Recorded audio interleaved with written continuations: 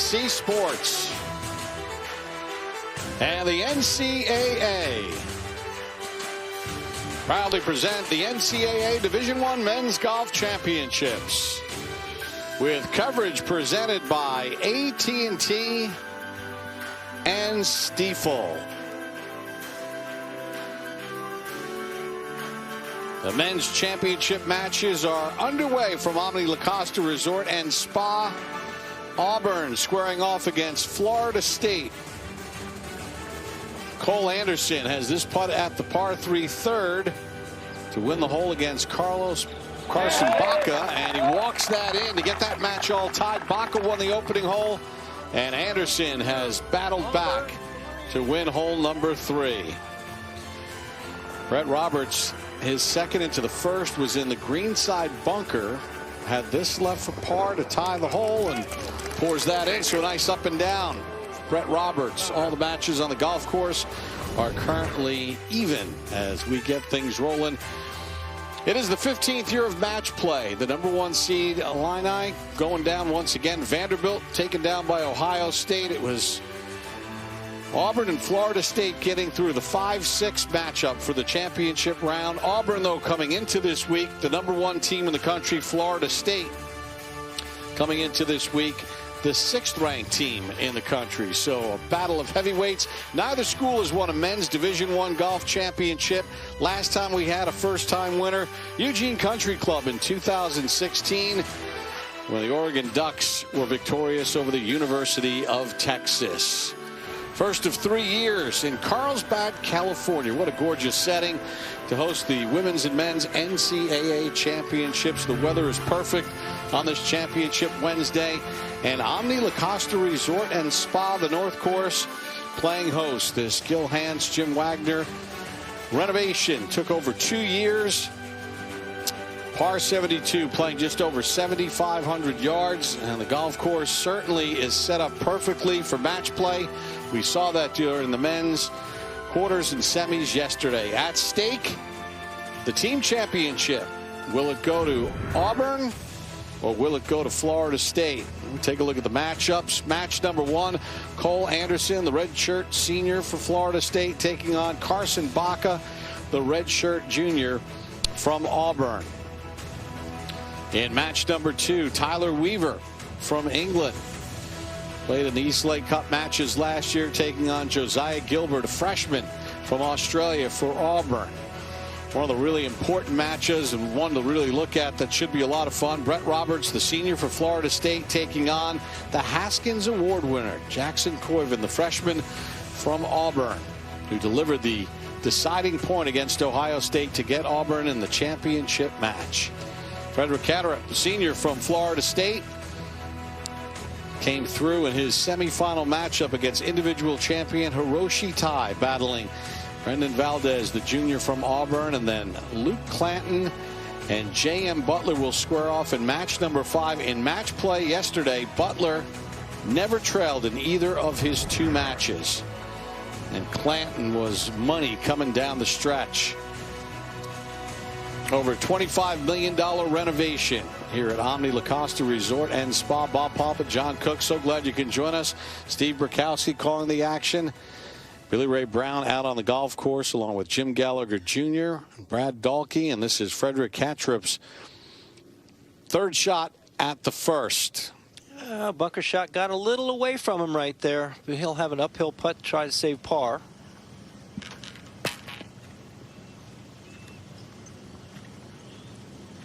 So Carteret and Valdez with 2 par putts at the first. The match is on the golf course right now.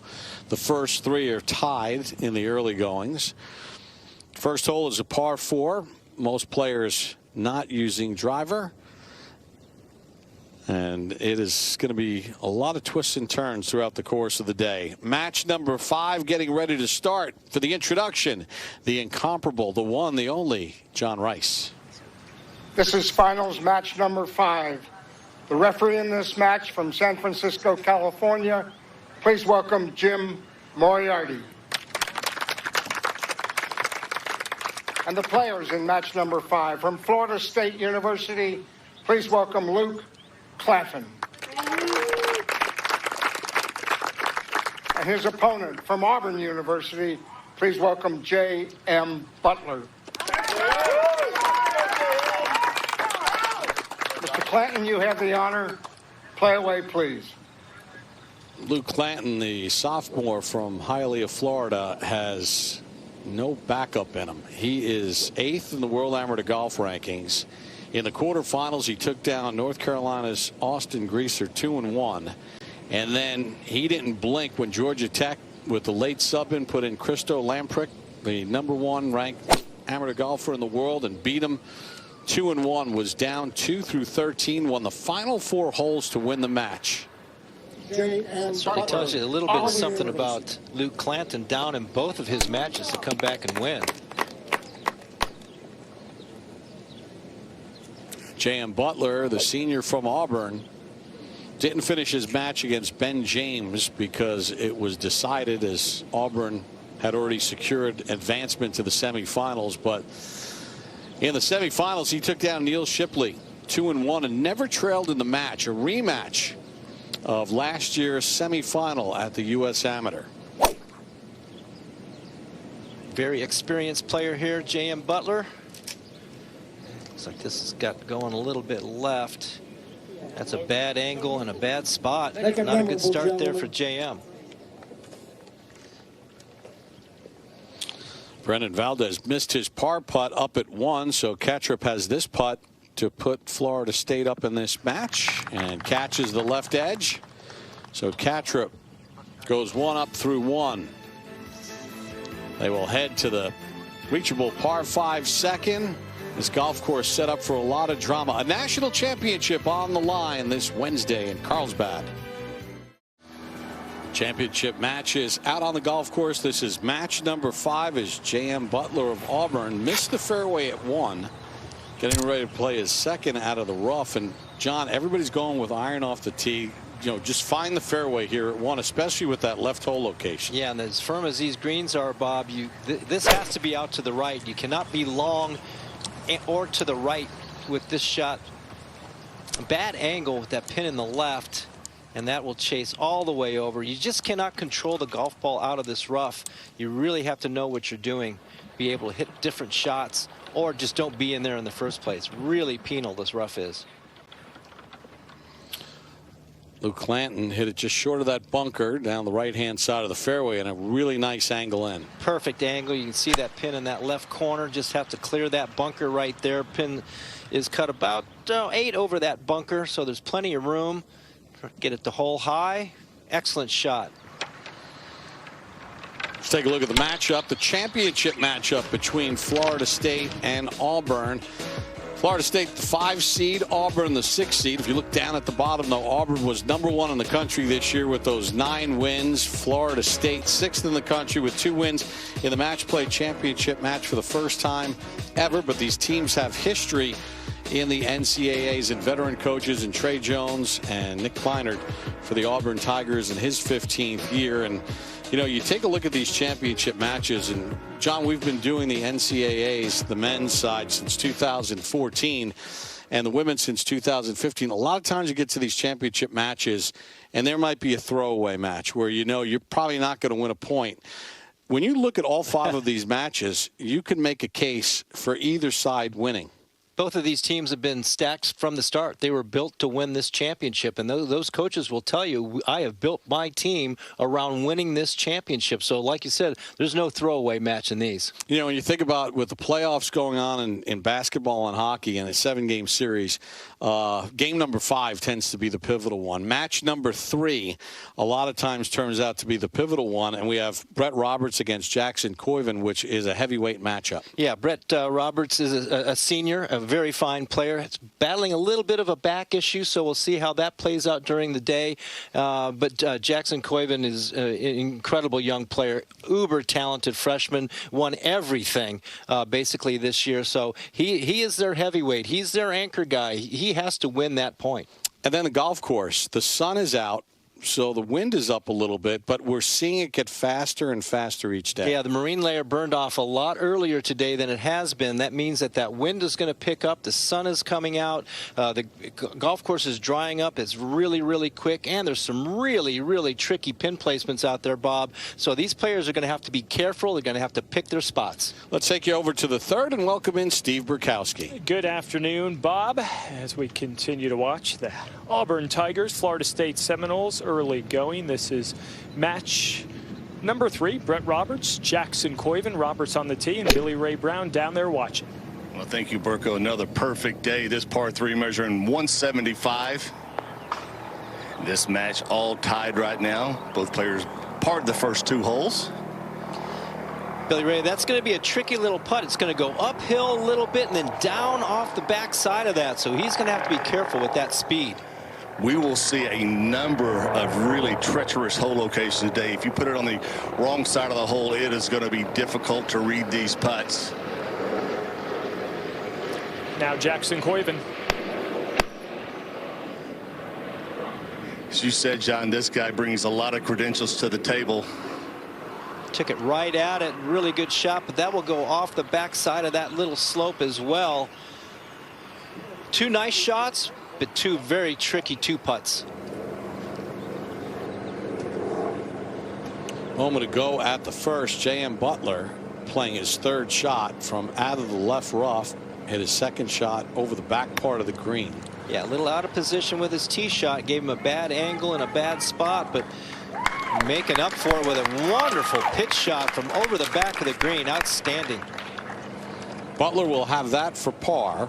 Luke Clanton of Florida State does have a birdie putt, as the par putt has been conceded.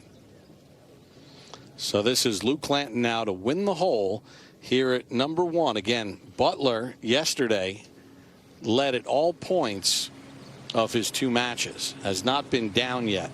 Clanton, on the other hand, as we talked about, he was down yesterday against the number 1 ranked amateur player in the world in Christo Lamprecht, and did not blink and wound up winning that match at a point. Yeah, won 4 holes in a row to close that out. And in the morning, he was 3 down at the turn to Austin Greaser, who is a world-class amateur as well and college player. So and came back to win that match. So he's a fighter. This is a very slow putt, moves big time to the left. And that's that ocean effect, John. Cut right in that direction toward those rooms in the hotel. Everything wants to pull that way. Yeah, the greens are new, so the ocean pull is not that prevalent yet, but it's just enough. A little bit. Got to be aware. Boy, Clanton conceded Butler's par putt, but Butler is got lockjaw right now. A little stingy this early in the match. I would even give that one. So you get to about 14, forget about it. Bring your coin. Match number 5 tied through 1. Florida State with an early lead, but 1 up almost means nothing with all the twists and turns that will unfold. As we take you out to the 3rd. Jackson Koiven for birdie to win the hole. Brett Roberts already in with par. A really quick putt coming down the slope, turning to his right. You have to be careful with this speed. Yeah, that one Billy Ray could get Florida away State from. You can 3, actually Auburn go off 3. the side of the green. Match is So tied. 2 nice 2 putts.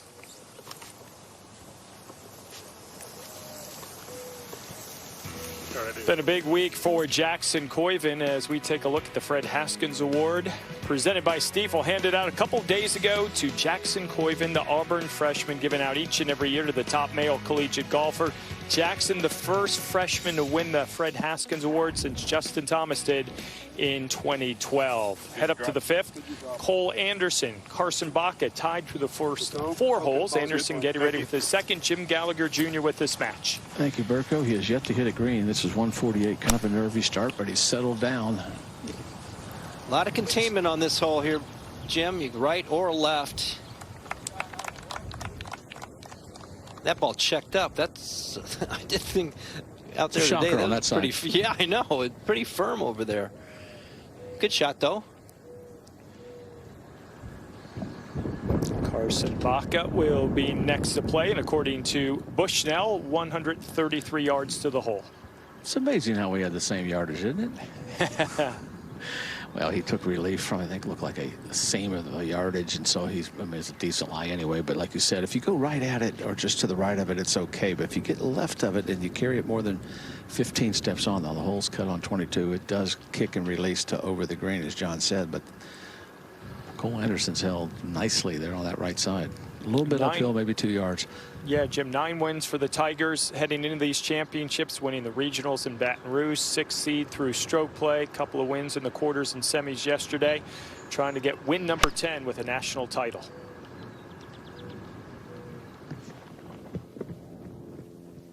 Yeah, that'll get a little bit better. Yeah, really good shot there by Well Baca. done. Good shot there for Carson Baca. Let's drop back to 2. Frederick Ketchup has a birdie putt to win the hole at the par 5 second. This green actually has been reachable in 2 for a lot of these players, so I think it chose to lay the ball up. And speaking with Trey Jones from Florida State, their head coach this morning described Frederick as extremely intelligent. He said their conversations are very different. He's playing chess and everyone else is playing checkers, 3 steps ahead of everyone else. Golf IQ off the charts, does nothing without a plan. He said that's great for the younger players to see, John, that there's a process to being successful. I mean, no doubt about it, and he's their leader on this team. He's a lot of experience. Internationally as well. A little misread there. That goes away from the ocean, which means it's going into the grain, so left that quite a bit short. So we have 2 par putts at the par 5 number 2, and some of the intricacies of match play, guys, is don't give away the par 5s. You can lose to a 4, don't lose to a 5 on a par 5. And they're both struggling now for pars. 2-time first team all SEC. And the other thing from a momentum standpoint, and Ketchup had a chance to really kind of grab the hammer here with that birdie putt. You know, to go 2 up through the first 2 is psychologically very beneficial. Valdez for his par. Ketchup will have to make his to remain 1 up. Yeah, this one's got a little bit of break to it from left to right, and going a little slightly uphill. So if it loses speed, he can miss this on the right. John, you would think too, with the way the wind is blowing today, that front edge is very doable here too. Yeah, definitely. Yeah, we've seen a number of players take a go at this green. Obviously, there's a penalty area to the right. That is the danger. Super fast though from above the hole. Yep. So Ketchup with his par putt at the second, and 1 up. Over at the 4th, Josiah Gilbert has this putt to win the hole.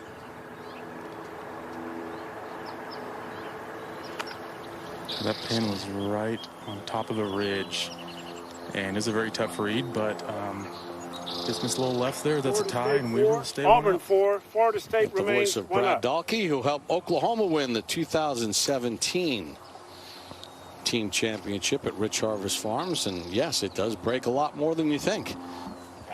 Good intel for Coach as he gets that messaging back. Florida State up early as we're just underway with the championship matches from Carlsbad. Pretty cool way to spend a Wednesday afternoon with us in Carlsbad, California. Koiven second into the 4th. That was from 107. Right over top of the flagstick there, Billy Ray. Great lead. Just to the left of that, it goes down into a little collection area. So aggressive shot and pulled it off. And that is such a small target on that front right portion of this green today.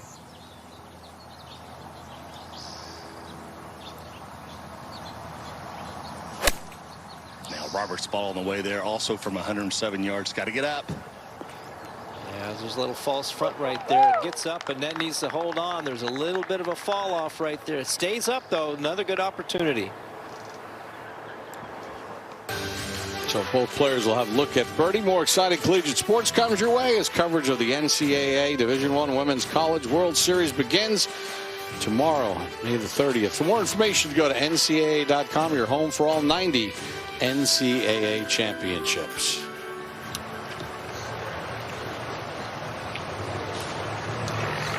Match number 5, Luke Clanton and J.M. Butler.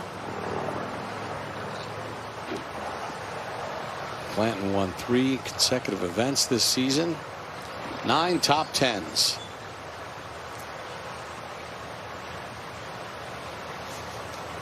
Solid season there for the sophomore. Had to lay the ball up, little comfortable position. Like a nice little gap wedge or pitch sand wedge. Got to control spin. There's a little bit of a ball right there, so that is dangerous, but that was very handy right now. Very makeable putt. Luke Clanton has no back down in him, and he talked about what it means to be a part of this team in the Seminole program.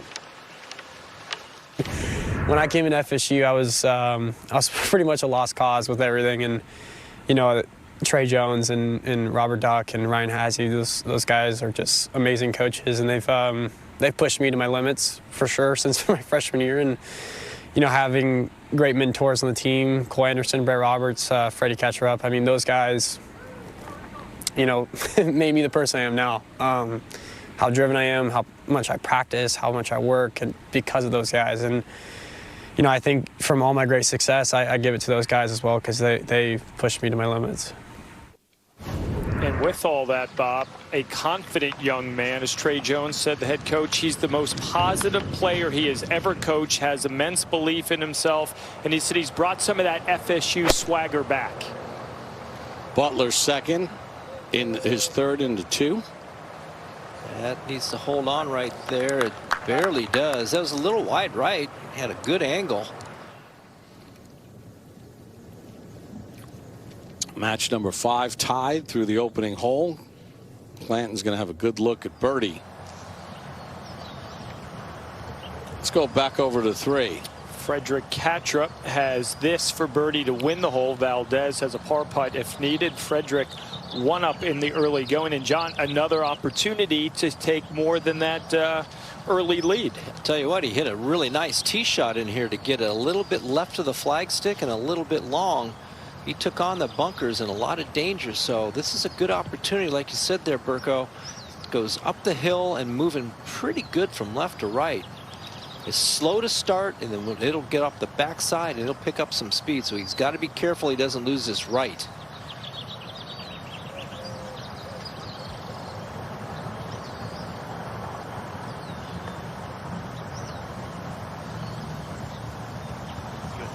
Frederick's not afraid to put up big leads early. He was 4 up through 5 over Hiroshi Tai in the semifinals yesterday afternoon. Brett Roberts missed his birdie putt, so Billy Ray Jackson-Coiven has an opportunity here. You have to go 1 up in the match here, coming down the slope overall. Not a lot of break in this putt for Jackson. If he keeps the speed up, it's pretty straight. If he doesn't, it'll move off to the left. Florida State. Boy, does he have a nice putting stroke, Billy Auburn Ray. is 1 up. Back to 3. With Brendan Valdez, this for par to tie the hole against Catrup.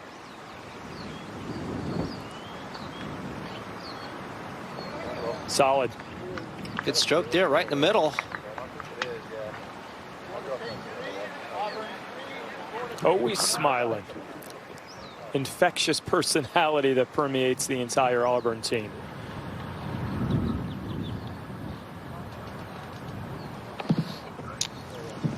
Dan Butler has this putt for birdie at the second. John, this is a putt that when we were out there, we didn't expect to see. You didn't expect to see anybody to the right of this pin unless it was, you know, for a second putt. But there's a little bit of a slope to his right, Bob, and this is a pretty decent swinger from right to left. Almost has to play it outside the mark. It's Clanton. It's up there, no doubt.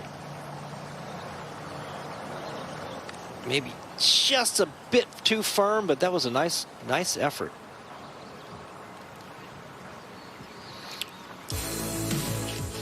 John, let's take a look at Omni La Costa Resort and Spa after the renovation. Originally a Dick Wilson design. Yeah, North Course here. Great Dick Wilson design. Gil Hans, Jim Wagner, and his team came in to 16 months. Nice little renovation. 419 Bermuda. Got the bent grass greens. David Smallwood and his team, the director of agronomy, just 24/7 around the clock for the last 16 months. Big shout out to he and his crew to get this golf course ready for a national championship. Let's see if Clanton learned something off Butler's miss. And too far to the outside. Yeah, it was going to go left. So missed opportunity for Luke Clanton. Butler with a little work left for his par.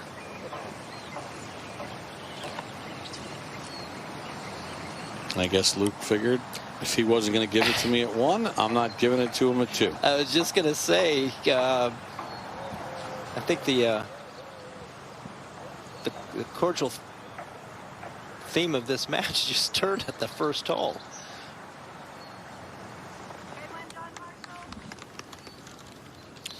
So Butler makes par. Hole is tied at 5. And match number 5 tied through the opening 2 holes. Florida State has a 1-up lead in 2 matches. Early goings here at Omni La Costa Resort and Spa with a national championship hanging in the balance. Back at the 5th, Josiah Gilbert for par to tie the hole. So Tyler Weaver, 2 up early in this one. Been an interchangeable lineup for the Seminoles with Gray Albright, and Weaver, and Brett Roberts, and part of the big plan for them to get to this point. Drop back to 3 with Clanton. 175 yards today. The pin right in the middle on the left. And that'll come up in the left green side bunker. Just depends on the lie. If the ball flies into these bunkers, the sand is so new, they have a tendency to plug. So we'll have to wait and see. Keep it here with J.M. Butler. It's important now. Follow the shot with our Top Tracer technology presented by AT&T. Yeah, put this tee shot on the green with your opponent in trouble. And he does a nice job. Don't give away the par 3s either in match play. You can lose to a 2. Don't lose to a 4.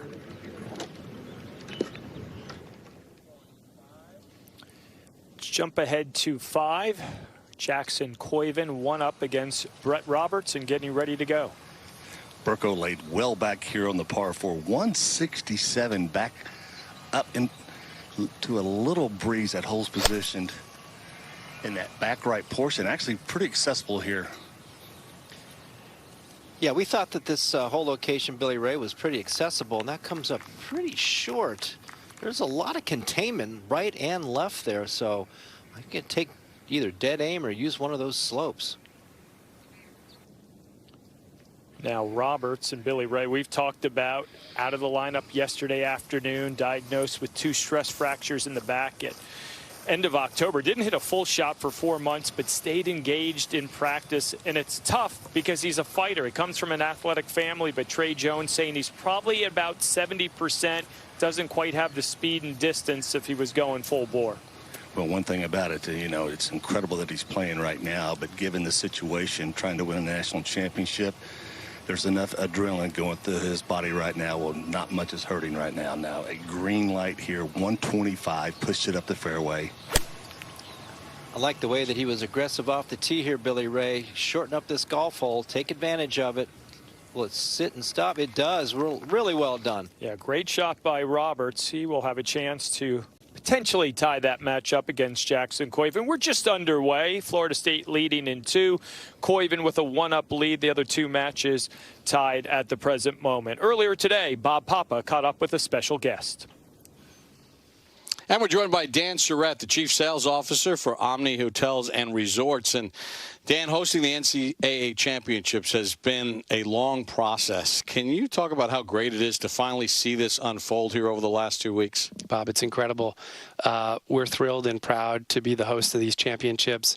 You know, this started many years ago. This was 4.5 years ago with Coach Holder and Coach Fields, and walking into our offices and said, hey, what do you think of this option? And we have incredible owners that have a passion around golf, and they engaged Gil Hands, and we were off to the races. And just we're so grateful for Gil and his engagement with the coaches, the men's coaches and the women's coaches. Back in 21, wanted to understand how the course should be laid out. He had great success in Rio and wanted to understand what they thought the course should be set up, and how it could be a test for the best. So we're here now. We're incredibly grateful for Gil and Jim Wagner for the design and the thoughtfulness. Really thankful and grateful to the NCAA. The NCAA had not chosen a site that had never been played. They trusted us and they trusted Gil, and here we are today. And just lastly, with a neutral site, we didn't have a university that wanted to be our host. And the University of Texas and Chris Del Conte with Coach Fields stepped up to be our host. And it's magnificent. Can't wait to see the course continue to build and grow, and can't wait to see how today plays out. Omni La Costa Resort and Spa has put a lot into this in preparation for the championships. Beautiful facility, great for families. Talk about some of the steps to get to this point. There was tons of coordination, and I will say the Greyhawk team was very, very helpful. Can't say enough about Craig Martin, the managing director here at the resort, and his entire team of 1,000 associates that provide Omni hospitality every day. I mean, the work to get the teams now staying in the home hotel was different. Setting up all the meals and the spaces, we think, has been tremendous. The resort, you know, this resort opened in 1965 and has hosted so many golf tournaments over the years just to bring it back to its heyday. We are thrilled about where this fits in our portfolio, and just the resort has been amazing. I think our attendees, the players, and the coaches have all enjoyed it. We're thrilled to be the host and look forward to, another 3 years. Dan, thank you so much for your hospitality and the entire team here at Omni La Costa Resort and Spa. And special thanks to John Baldwin, Managing Director of Championships and Alliances for the NCAA. We thank the University of Texas for taking on the host role. Chris Del Conte, Director of Athletics, Head Coach John Fields, President of the College World Golf Championship Foundation, Craig Martin, and the entire staff here at Omni La Costa Resort and Spa have treated us like gold. And we talked about David Smallwood, the Director of Agronomy, and what he's done to get this golf course ready to go. Kudos to all. This is year 1 of 3, and hopefully many more here in Carlsbad. Over to 5. Yeah, it has been a pleasurable couple weeks, no doubt about it. Brett Roberts to win the hole and tie the match. Should move a little to his right. Takes advantage. Aggressive off the tee. It pays off.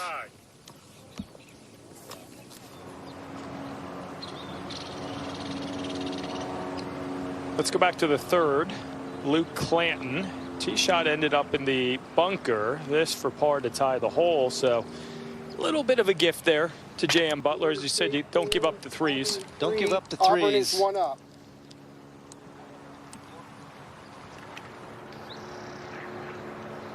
Jump ahead to 6. Yeah, the par 5-6, and Jim Gallagher Jr. Oh, this is over at 4. Got Kattrup and Valdez in this one. Kattrup has this putt for birdie. This is the 3rd consecutive hole that Kattrup has had a good chance to go 2 up in this match. Yeah, he's got to make sure he keeps the speed up here. And he does. It just didn't move to the right. He's had a couple of opportunities. Kind of letting Brendan Valdez off the hook a little bit.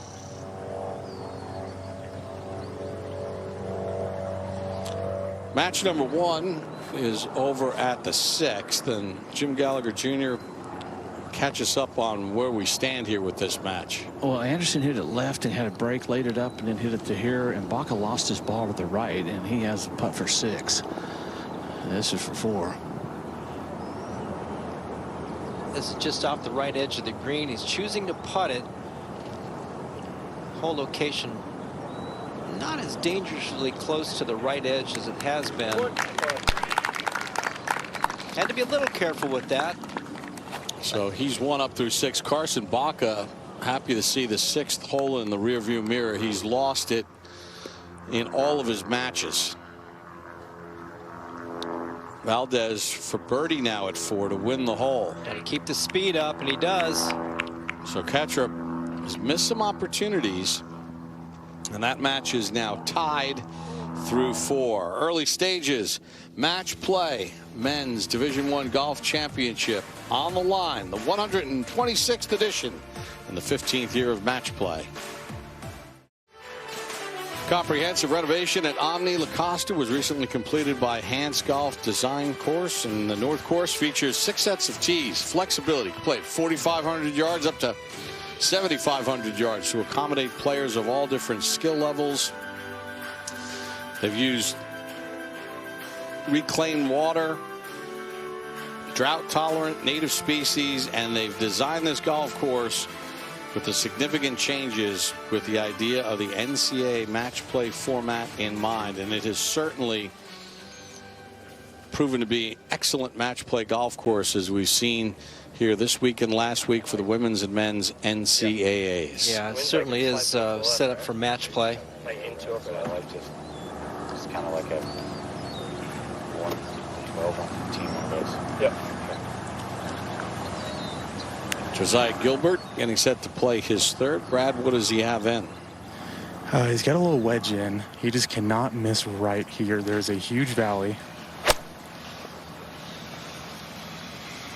Yeah, pin right in the center in that front section, and that's no bargain right there either. There's a little bit of a little collection area, a little dip right there as well. So not a good miss right there. That's going to be difficult.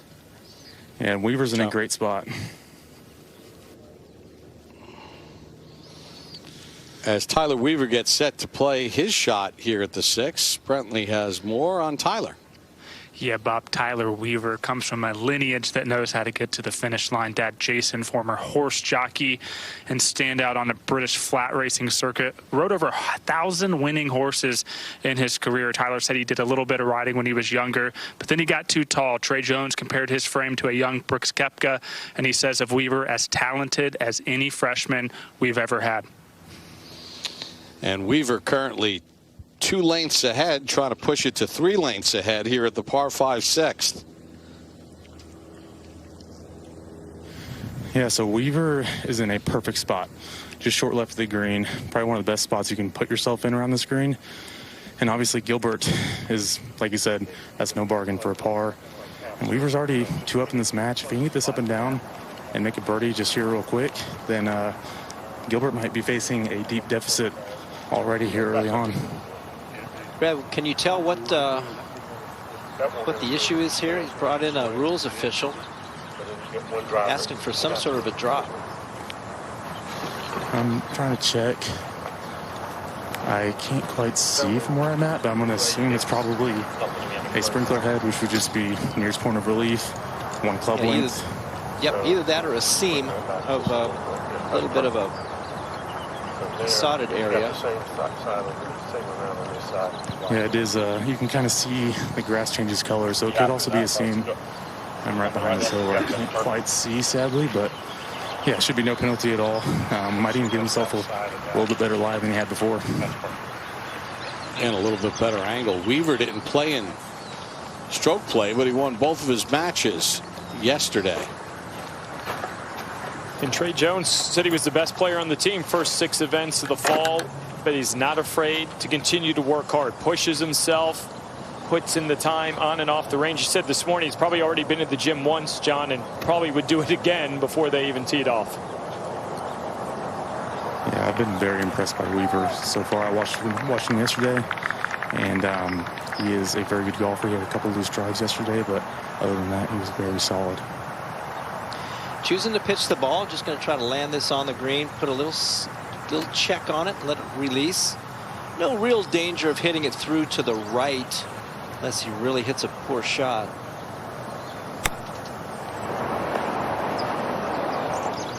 landed it short. I think he missed his spot there, Brad, by about a foot.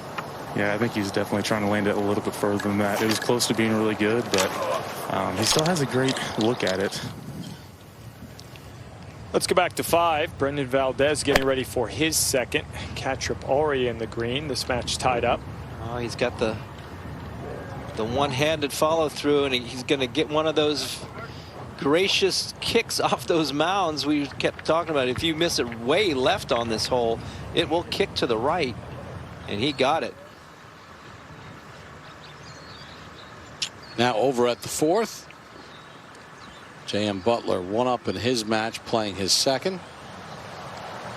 Luke Clanton has already played his second to the front edge of the green.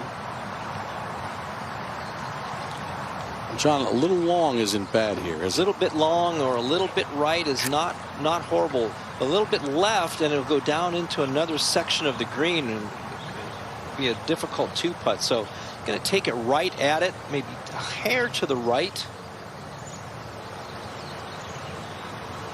Does play uphill just a little bit.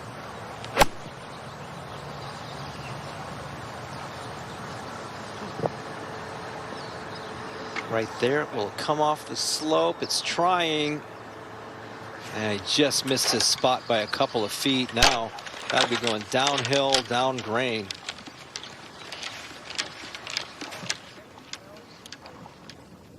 Take it back over to the 6th, and Weaver has this putt to win the hole. Yeah, Gilbert hit a really good chip. It's just outside of gimme range, it looks like, but Weaver has a very good look here. Should just be moving a little bit to the right, and this would be to win the hole and get a 3-up lead. Has to keep the speed up or it will fall to the right pretty good.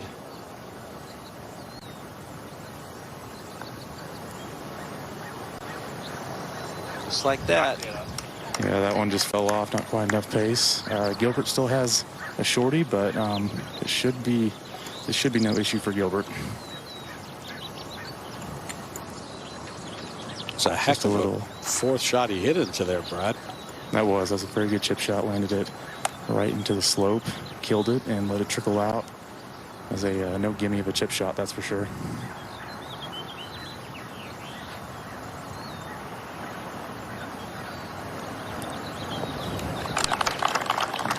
Yep, and that's a huge putt. That's a momentum keeper. So Weaver remains 2 up through 6. Championship will be decided on this Wednesday afternoon. Florida State up in 2 of the matches against Auburn. Auburn and Florida State, both programs in search of their first national championship in men's golf. While we were away, Brendan Valdez for birdie at the 5th. Yeah, got that fortunate kick off the left mound across the green to the right and takes advantage of that fortunate kick. It's okay to get a break here and there. Every once in a while.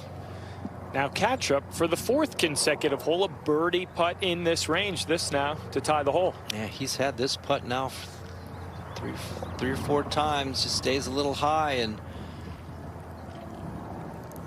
what he could have a 1 or 2 up lead. He's 1 down. Let's go up to 7. Cole Anderson has the lead, looking to double it up with a birdie look here. Look at Cole Anderson now 2 up against Carson Baca. We always talk about that first match, the tone it can set the rest of the way, John. Whenever you see your team's colors up there with the lead, especially in that first match, it's definitely a momentum giver. Over at the par 5-6, Brett Roberts getting ready to play his 3rd shot. You know, he's got really an open opportunity here. He'll be playing his 3rd shot from just short of the green.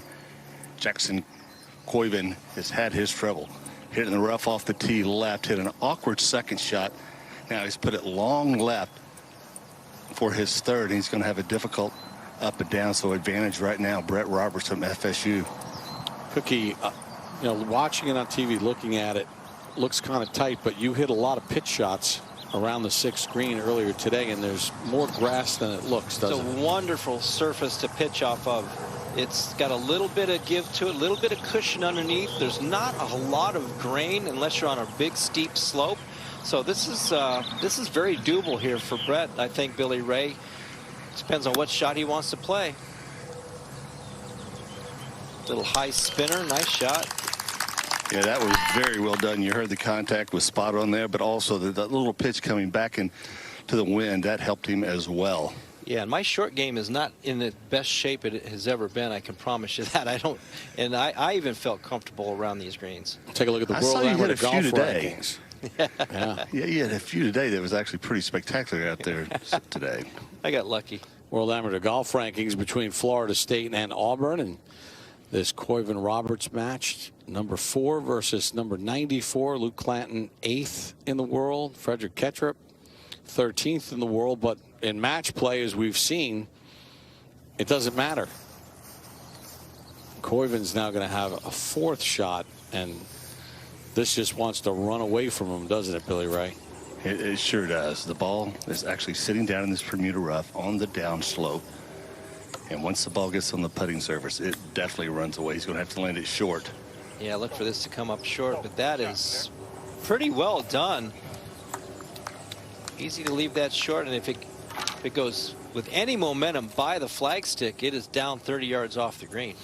Well, it's been an incredible year for Jackson Koiven, and after his round yesterday, he talked about what year 1 is like playing for the Auburn Tigers. My freshman year has obviously been great. I think I've just really grown to this team aspect of golf. Obviously, it's a very individual game, and coming into college, it added a new aspect. Another thing that's also helped me is my mentality. I think I've grown in my level of maturity to kind of understand golf a little better and manage my game. Showed a lot of poise yesterday in that match that propelled Auburn into this championship match. That's Adam Wallen of Ohio State, and it was, he blew a lead late but hung in there, got a big break at 17, and then hit a wonderful bunker shot at 18 on the 21st hole to close things out. And to that point right there, he got a little bit heated after going off the 18th green, going to the 19th hole. You could see that he was emotional. That was just kind of young nerves, but he settled himself down and played some pretty good golf in that playoff. Missed the par putt, and the hole will be conceded. So Roberts gets the win and goes 1 up in match number 3. Florida State leads in 2. Florida State now leads in 3. Auburn 2. Match play on the front 9. Welcome back to the NCAA Men's Division I Championship. Second shot for Brendan Valdez at the par 5-6. Yeah, taking a go at this par 5 and 2. You want to miss it short and left, right in there. That's a great leave. Anything to the right will go 30-40 yards off the right side of the green. At the 8th, playing 168 yards today, Cole Anderson has this putt for par to tie the hole. Yeah, Baca's got it in too. He missed the green to the right, had kind of a fluffy lie. It's one of the last 2 holes, but this would be a big putt. I don't know there's a whole lot in this one, but he's rallied since a little bit of a nervy start. Great birdie on the last hole. This little par 3, Jim, has given players both weeks just all kinds of fits. Great little battle right there. Needed that. We talked about on the top of the show. Just don't give away the par 3s. Anderson remains 2 up. Now Ketrup playing his second at the par 5-6. This is match 4. Going with iron as well. Your miss here is short left. And both players in ideal position right here at the par 5. Fairly simple little pitch shots.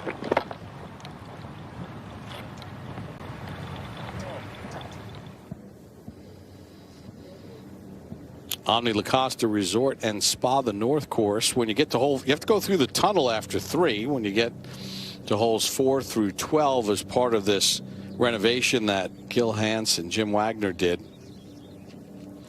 The internal loop that you used to play was all on the other side of that tunnel. Yeah, we played at 9 holes. We'd go to 1, 2, and 3. Then we'd play around. What we're going to see is 13 through 18. That was our front 9, and then the back 9 was 9 holes on the south course. We head over to 7. Josiah Gilbert, long look at birdie to win the hole. 2 down against Tyler Weaver, who's not in as of yet. Brad? Yeah, Weaver had a pretty simple-looking tip shot from front of the green and actually chipped it long into the bunker. So now Gilbert probably has his 2 putts to win the hole. Yeah, going up that slope, really slow. It's yeah, that was not the best effort there. Didn't quite get down that ridge. That's a misfire, and that's a mistake with your opponent in trouble.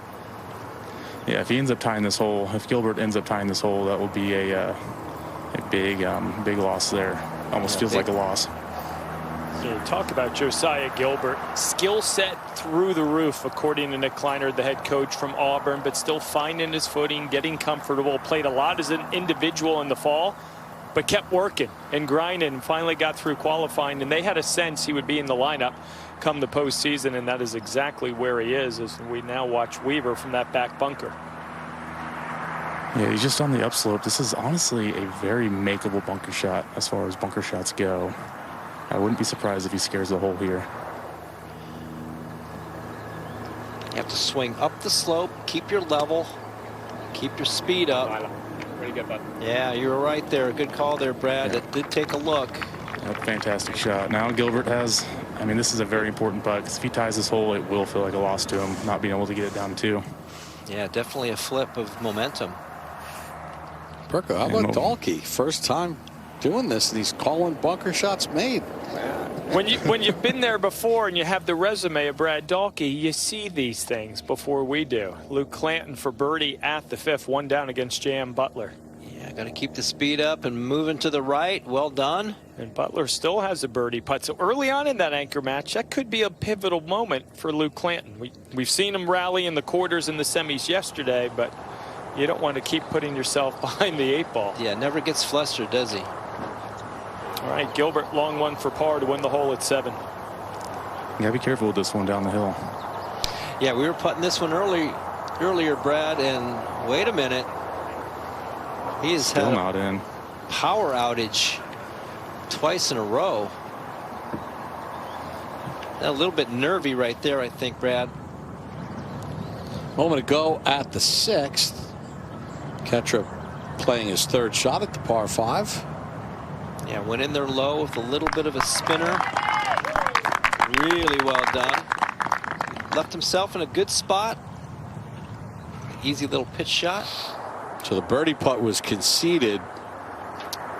Now Valdez, his pitch shot ran out too much. This to tie the hole, and it catches the left edge. So a mistake by Valdez with his 3rd shot at the par 5. And Kettrup gets the win to tie that match up through 6. Yeah, that was the same pitch shot basically that Kettrup just had. So he must have caught it maybe a little bit blade low or caught it on the crease. Now Gilbert at 7. This for bogey to tie the hole. And wow, that is 4 putts shocking and a to me. loss. We were out there putting that particular hole location there, Bob, and it was not going to be easy no matter where. But no. 4 putts from the front. Let's go over to 5. J.M. Butler just off the back of the green for birdie to tie the hole against Clanton. Goes down the hill, slightly left to right. Florida State 3, Auburn 4. The match is tied. So in the last 20 minutes or so, Florida State taking some momentum late on this front 9 against Auburn. And we've seen it in the quarters and semis. It flips. It has the potential to change. But when there's no tomorrow, it's the final day of the season, you want those leads.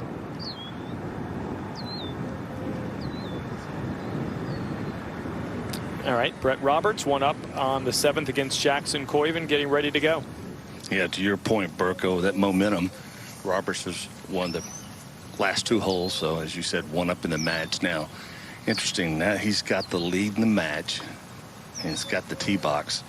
He chose to lay back here, and I like that sometimes in match play because you can play first into these greens and keep applying the pressure to your opponent. He's got 185 back downhill with a helping wind from the right. Yeah, so this shot's really only going to play about maybe a 160-yard shot. At the most, John. According to Bushnell, Billy Ray, 185 yards to the hole. But again, they take a lot of things into consideration in terms of exactly where they want to land it, John. Yeah, you have to make sure. You have to know, where is this hole location? What is around this? You know you don't want to miss left. And that position in which he's playing from right now to the flagstick is down 6 yards from this position right here. Just try to land this about 3 or 4 steps on the front part of the green and let it run on back, downwind, firm greens. Laid it back too far, and we saw the trouble that Gilbert just had from right there. Keep it here with Jackson Koiven, and Billy Ray, you mentioned he's lost the last 2 holes. Only other time that's happened in match play, the 17th and 18th in the semis yesterday afternoon. That was from 164, come out of a hot lie. That'll chase off the right-hand side, go down, miss that bunker, be in the rough. Just depends on the lie. He's got a little bit of green to work with, so it shouldn't be too difficult, but he's lost 2 holes in a row. Florida State, 2 up in the first, 3 up in the second, 1 up in the third. They're tied in those 4th and 5th matches. An early advantage for FSU on this Wednesday. We are back as Championship Wednesday continues. Jackson Koiven's 3rd at the 7th. Like he drew a pretty good lie on the upslope, so pretty well done. Still gonna have to make a putt. Take a look at the team rankings entering this NCAA championship. Auburn, the top ranked program in the land, 9 wins heading into the final event of the season. See Florida State at 6. Those 2 as good as any in the country. It's no fluke to see them get to this point. Vanderbilt, North Carolina knocked out in the quarterfinals. It just speaks to the depth, the parity, the continued growth, John, of the men's game, not only in the last 5, 10, 15 years, but from your days at Ohio State. Absolutely. I mean, the programs even before us, the Crenshaws, the Kites, the Curtis Strange, Jay Haas's, they were a generation or 2 before I got into college in 1976. So it's a proud tradition. NCAA college golf. Roberts, long one for birdie to win the hole. Hey guys, we're out here putting this putt today, and from this right-hand portion of the green here, it comes up the slope over a little ridge, then back down, turning left through this little valley. 2 putts from here are going to be very good.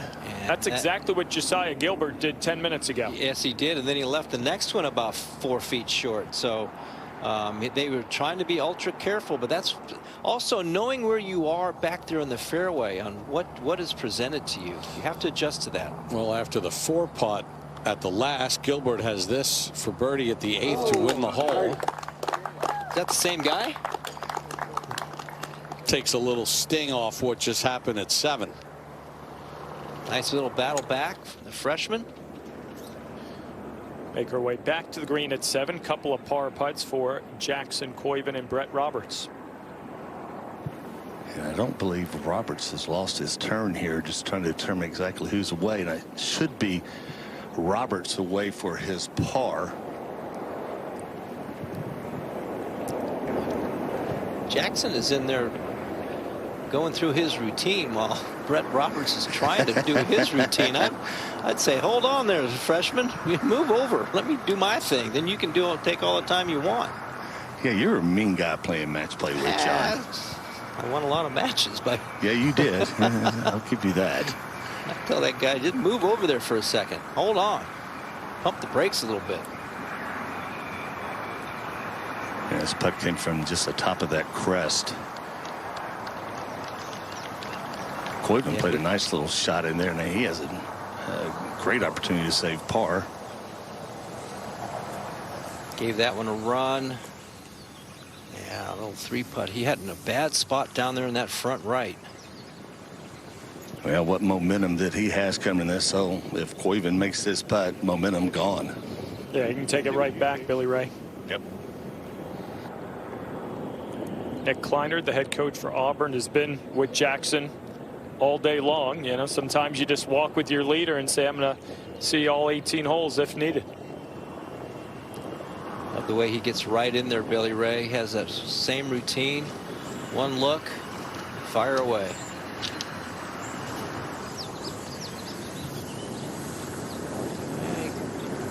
Kind of goosed that one just a little bit. 7th hole all week and all last 2 weeks has just proven to be a brutal hole.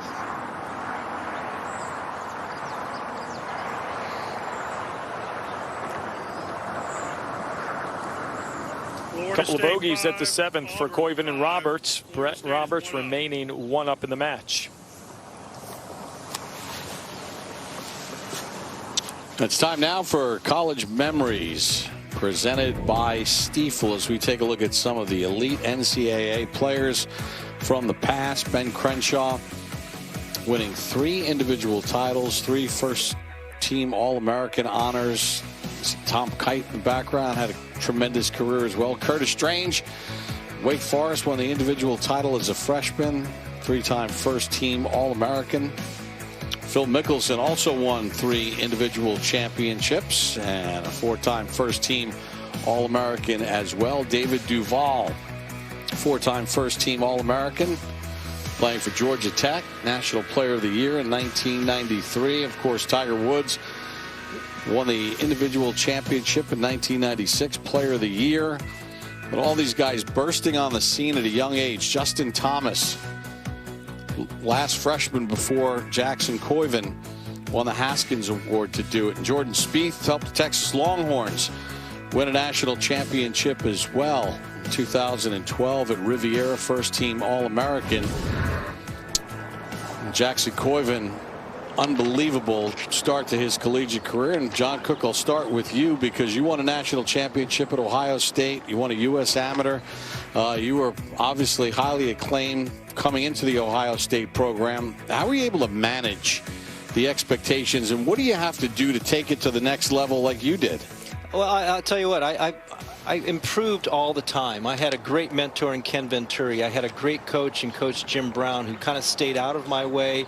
He would always be there. He would always challenge me to get better. Kenny Venturi challenged me to get better, and I improved each and every single year. Because I wanted to improve. I wanted to ask questions. I wanted to get better.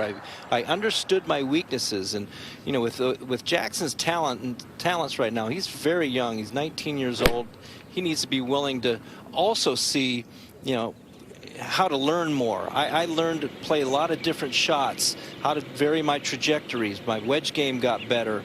I identified my weaknesses and, you know, was really honest with myself. And I think that's why I got to improve each and every year. Roberts took that big bounce on the green at the 8th and chased off that back edge as Jackson Koiven getting ready to play his tee shot here at the 8th. Yeah, 168 yards of that helping breeze. Now the door open for Koiven right now, and I got to tell you, this kid brings a lot to the table. What a freshman year that he has had, and he's got some weight on his shoulders to try to get better each and every day, like you said, John Cook. But one of the things I look at, and that graphic was fantastic, in which we saw all those great players. And John, you and I have played with each and every one of those guys. One of the things that I see, that I look at Koiven, that I need to see him deal with adversity. And there's going to be a lot of expectations on him moving forward in his golf career. Now, all those players you saw in that graphic, those players struggled at one time and fought their way back. And this is one of those aspects that I want to see from Koiven going forward. He has all the shots. He has the speed. He has a great putting touch. He has an incredible imagination. But I want to see him how he deals with adversity. Billy Ray, we just showed your picture. The big dog winning the individual title as a freshman and winning 3 team titles at the University of Houston. How were you able to take it to the next level and then eventually take it out on tour and win? What were your keys to being better? You know, it's funny, John had mentors as well, so we did as well. We had, I'll tell you, Dick Harmon here from River Oaks, who there in Houston really taught me a lot. But also I had a lot of ex-players at the University of Houston that we tagged on to, that we really got a lot of help from the older players. And so we also had a tradition that we had won a lot of national championships. So we came in there with high expectations. And, of course, Dave Williams, who's won 16 national championships, he was the guy that leading the charge the whole way. He was a tough guy, but he was one of those guys that also asked, how are you going to get better, and put it on your shoulders. Houston, the second most team championships with 16. Billy Ray, part of the last team championship back in 1985. Over to 9. Cole Anderson for bogey to win the hole. Yeah, nice work. So 3 up at the turn for Florida State in that one. And John, when you're winning holes with bogey, Carson Baca, maybe a little moment to regroup making the turn. Yeah, exactly. He's going to have to. Now back at the 8th. The other thing, Billy Ray, as Koiven gets ready to play his second, we saw that tee shot at the 8th. There's no finesse swings with him. Everything is full bore, isn't it? Well, one of the things we saw yesterday on that 20th playoff hole where he was trying to hit a really, actually the 20th playoff hole where you wanted to hit a little bitty 9-iron, and it was full swing, full max out, and that's something he's going to have to learn.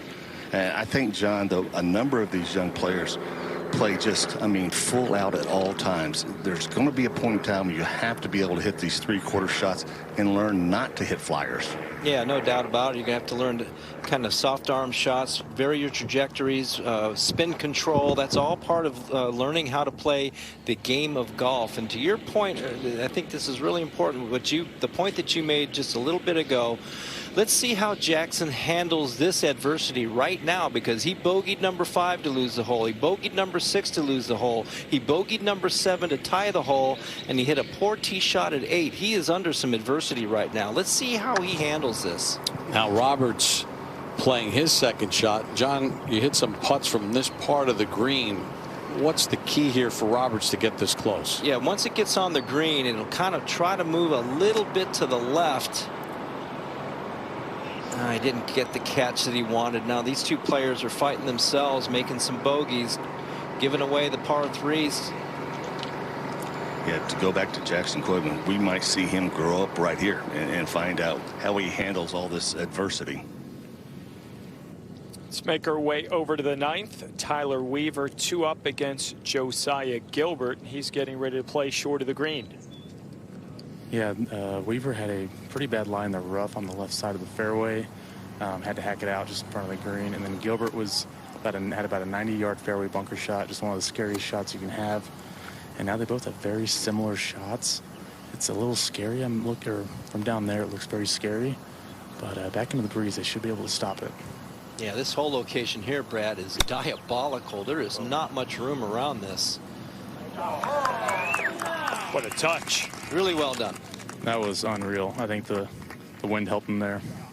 Let's go back to 8. Lengthy par putts at the par 3 8th. Jackson Koiven of Auburn first to go. Wow. I would say he handled that adversity quite nicely there. Yeah, we'll see how the next couple holes play out. See what kind of tee shot and what kind of approach he hits at the next hole. But that was a great battle. Settle him down just a little bit. He can run on some emotion. There's no doubt. And the door was open for Roberts with that pitch shot. And John, it almost looked like he decelled a little bit. Yeah. It just came out flat. Now he's going to have to answer with a long par putt. Yeah, it looks like he just kind of threw the club at the ball. Body stopped moving. Club got tangled in that snarly Bermuda rough.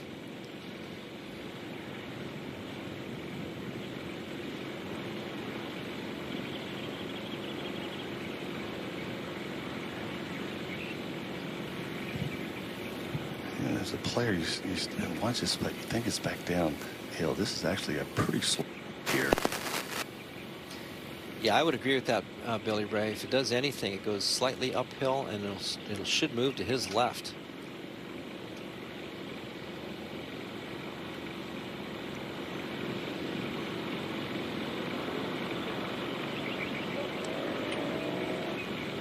Wow. Oh, my goodness. Florida State 4, Auburn 3. The match is tied. So Koiven in trouble at the 8th, had this lengthy putt for his par. It falls. Roberts not able to answer. Here in the championship matches between Florida State and Auburn. #1 team in the country, the Auburn Tigers, taking on the Florida State Seminoles. The Seminoles ranked 6th in the country this year. Carlsbad, California, playing host, and they got the watch party going on at Seminole Legacy Club in Tallahassee, Florida, rooting on Florida State. Right now they're up in a couple of the matches. Been some nice ebbs and flows throughout the course of this championship match. Cole Anderson in match #1 taking on Carson Baca. And Anderson got off to a nice quick start in that match and has control. Tyler Weaver 3 up in his match against Josiah Gilbert. Hey, how you doing? Nice to meet you. In match #3, and this is a big one, Brett Roberts taking on Jackson Koiven. Koiven just winning the 8th to get that match tied up through 8. Meanwhile, Brendan Valdez and Frederick Ketchup tied through 6. Frederick's had a chance to build upon a bigger lead in that match, but all tied through 6. In the anchor match, Luke Clanton taking on J.M. Butler. Butler has never trailed in match play so far this week. They are tied through the opening 6 holes. Takes 3 to win the national title. We head over to 7. Valdez for par to win the hole and take a 1-up lead over Kattrup. Yeah, this golf hole right here is giving some of these players a little bit of trouble. Pars are winning this hole left and right. Florida State 5. Our first look at the par 5 10th. Match #1, Carson Baca and Cole Anderson. And Baca missed the green to the right with his 2nd. Now playing his 3rd. A lot of green to work with. Goes up that little slope, go down the backside, and this is outstanding. So Baca has a short one for birdie. And the birdie putt has been conceded. Brendan Valdez on the tee at the 8th. 1 up in his match. He's won 3 of the last 4. 168 yards today. And this took dead aim and it paid off. An aggressive tee shot.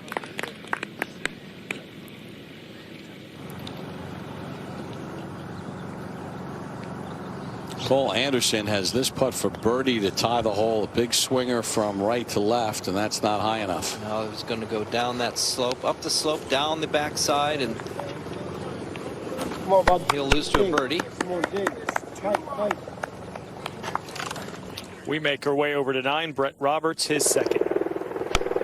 This match all tied here. That's from 122. Mistake here is past the hole. This is a small little area.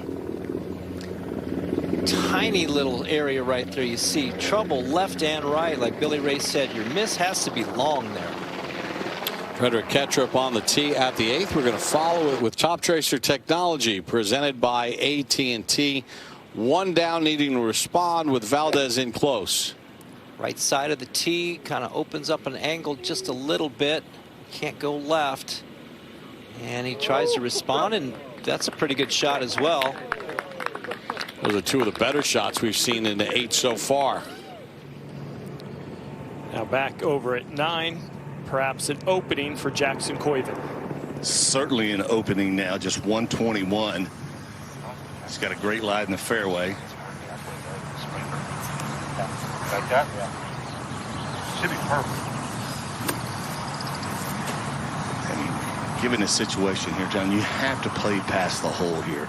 You can't miss right or left here. It is just absolutely brutal to get up and down. Yeah, especially from the right-hand side. So he has to be able to control spin, too. He can use a little bit of a backstop, but if he spins it too much, it'll come back off the green. There's that little backstop. Trying to slow down, and that is really well done. Controlled his spin nicely there. Smart shot. Tyler Weaver playing his second into the par 5 10th, and for everybody in the field, John, this is very reachable, the 10th hole. Yeah, it's downwind, very firm and fast. If you clear that corner bunker, you'll have a go at this green, and that comes up in the short bunker. Kind of just depends on the lie.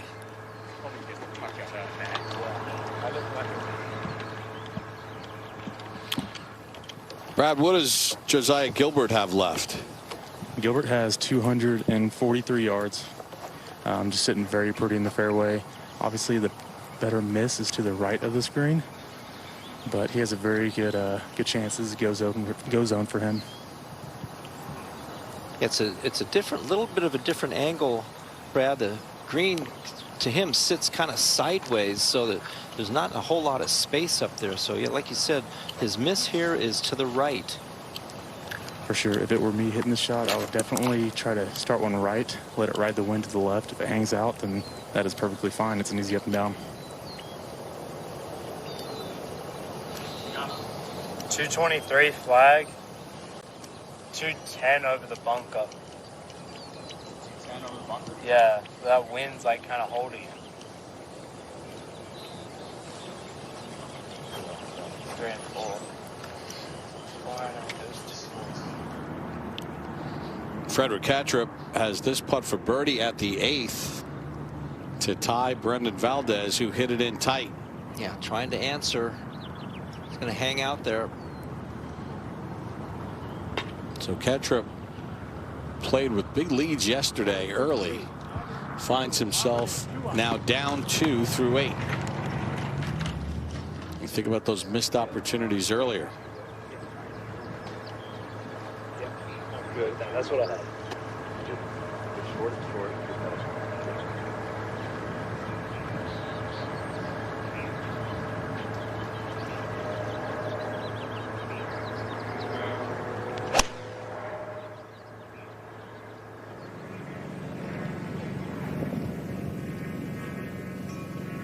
Yeah, it's not really where you want it, right there in that left bunker. No, I would have. I think he would have liked to see that ball heading a little more right the entire way there. Let's go over to 7. J.M. Butler has this for par to tie the hole against Luke Clanton. Up to the challenge there, the 7th that has befuddled many here today. Yeah, pars are winning that hole all over the place, so hole having par. Let's head up to 9. Billy Ray, give us an update. All right, Roberts now has this par putt, still not inside Koiven, who has a birdie putt.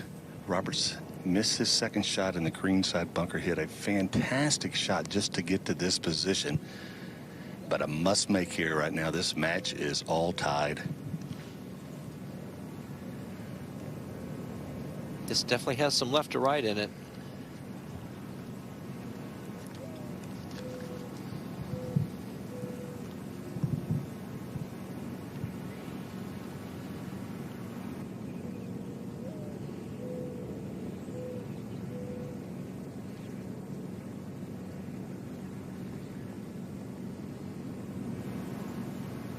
Not quite that much, though. So the bogey conceded to Roberts.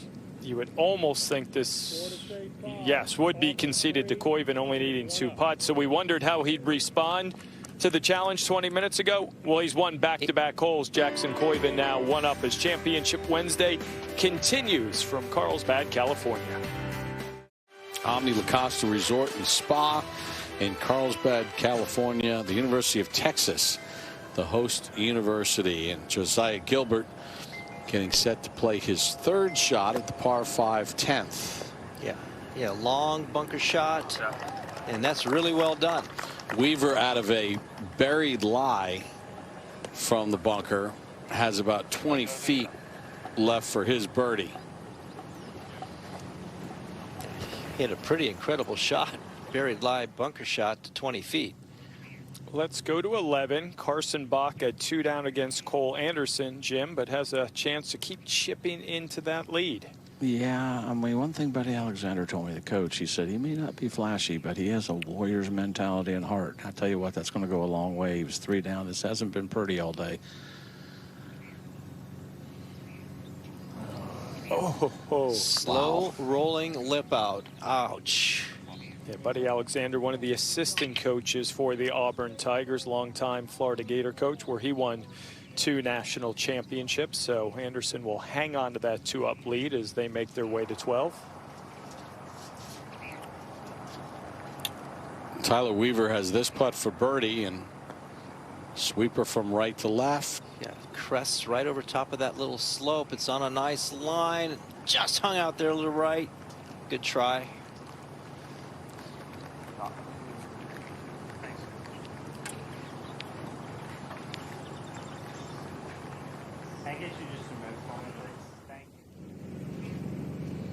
Now Gilbert has this putt for birdie to win the hole and cut into that Weaver lead. Brad?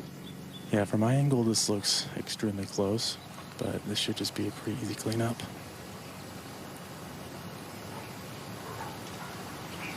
There's a little bit of movement to the left, but not much. Oh. Yeah, that is the putter is not cooperating with Gilbert today so far. It's one of those, just had it lined up there, but caught it on the heel. It was a great camera shot. You could see it was lined up perfectly, caught it on the heel, missed left. So Gilbert remains 3 down. Florida State leads in the first 2 matches out. Auburn in the next 2 with match 5 tied. Match number 3 has made its way to the 10th. Jackson Koiven of Auburn 1 up. Roberts has already hit his second shot over the green here at the par 5 10th. Yeah, not getting cheated on that golf swing right there. Puts it right up the center of the green. Will kind of work its way towards the right edge. But a very doable putt, John. Rather be putting from there, yes. To go up a little bit of a slope.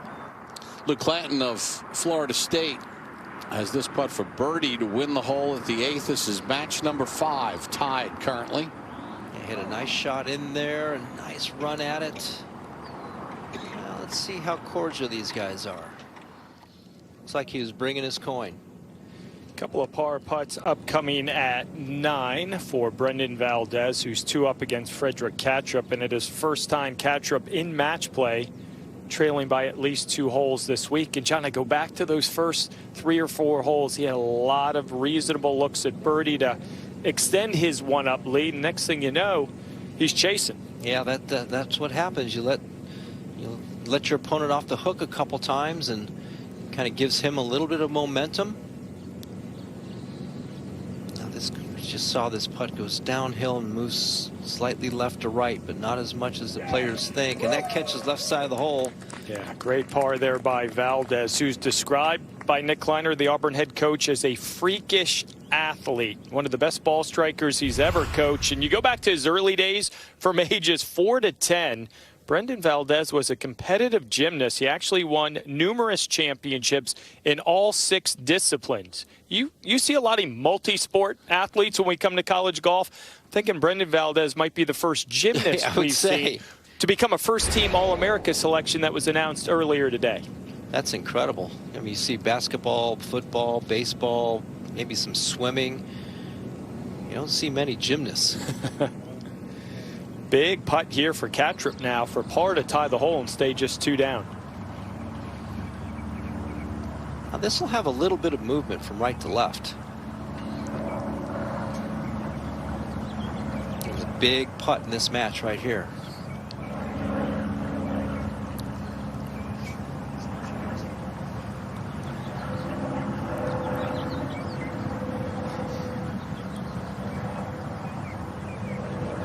We mentioned, John, earlier, he doesn't do anything without having a full thought-out plan. So you like seeing his routine stay true, but do you ever change it up to maybe get a different result?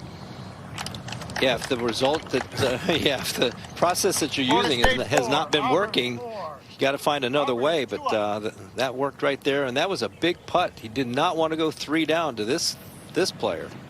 over at the 12th. Carson Baca, first match to reach the long par 3 12, 226 yards. We did have an ace here at 12 on Sunday. Texas Tech's Callum Scott from 235 knocked it in with a 5-iron. 5-iron. Yeah. 5-iron. I'll tell you what, these are two really good tee shots to get it, you know, even to have a birdie putt, but to have makeable birdie putts. Absolutely, and Cole Anderson hit one of the best you'll see all day, I guarantee you. There's just a slight break in this, but this is to go 3 up. Jim, did he chase it up there over that ridge? No, they both landed it up just on the front edge of the green. Actually, believe it or not, there's a ball mark. I could see it. Yeah, you're just not going to get a better look.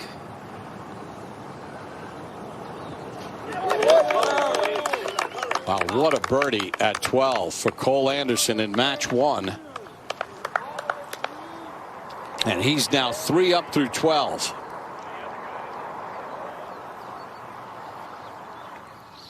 Low heading to a very difficult stretch with 13, 14, and 15.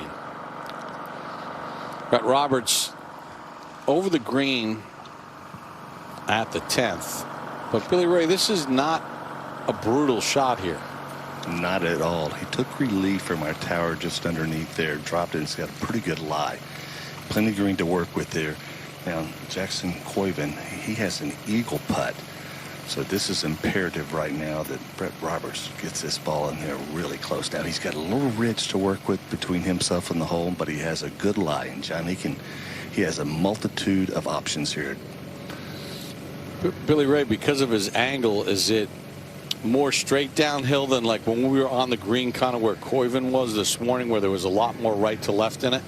You know, it's a great point you make. He is whole high to the right, so now that ridge is right in front of him. He does not have that drastic movement from right to left from this position. Yeah, I think the only uncomfortable thing for him is he cannot see the spot that he wants to land it. He has to feel it. He can't. He's pretty far below the green. This is one of those shots I got to think you got to choke down here, get the ball played back in your stance. You must catch this ball first. You might see a little steep angle of attack here to go ahead and try to flight the ball down just a bit. Yeah, I like that play, Billy Ray. Ball back in his stance, hands ahead, does flight it low, out to the right, doesn't have any check on it. Pretty well done, though. No doubt. So he'll have that for birdie over the green in 2. Koiven has a putt for eagle. And let's quickly move over to 11. Putt on the way for Josiah Gilbert. 3 down against Tyler Weaver, and Weaver's going to have a birdie putt to go 4 up in the match. That he is. It looks like it's from fairly close range, so he had a nice approach shot in there. Beautiful shot. Great chance here, Brad. Yeah, Weaver hit a great bunker shot from the greenside bunker. So he took a go at this green. He did. Oh, victory lap pays off. Yes, it it went did. all the way around the hole, but it's in the bottom of the cup now. So all right, that's another win for Weaver. And you start looking at these first 2 matches, making the turn early on the back 9 as we get another look here, and yep, just enough. 3 up in the first for Florida State, 4 up in the second match. You start projecting Auburn needs to take care of business in those last 3 as they currently stand. Koiven for eagle. Didn't get it high enough, and he's going to have that for birdie. So 2 birdie putts coming up at the 10th for Koiven and Brett Roberts.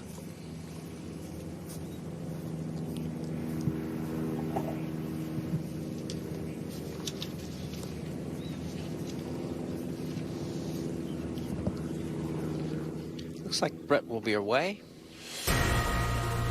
Nelly Korda looking to continue her historic run. She's going to have to earn it. This golf championship against the greatest in competition. U.S. Women's Open presented by Ally begins tomorrow on USA at 2 p.m.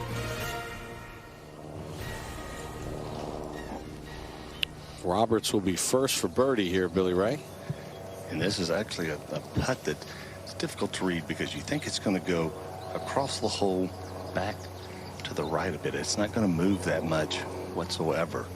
I think you got to keep it inside the hole. And Roberts is one down in the match, and Koiven's got it in there very close. So almost a must make.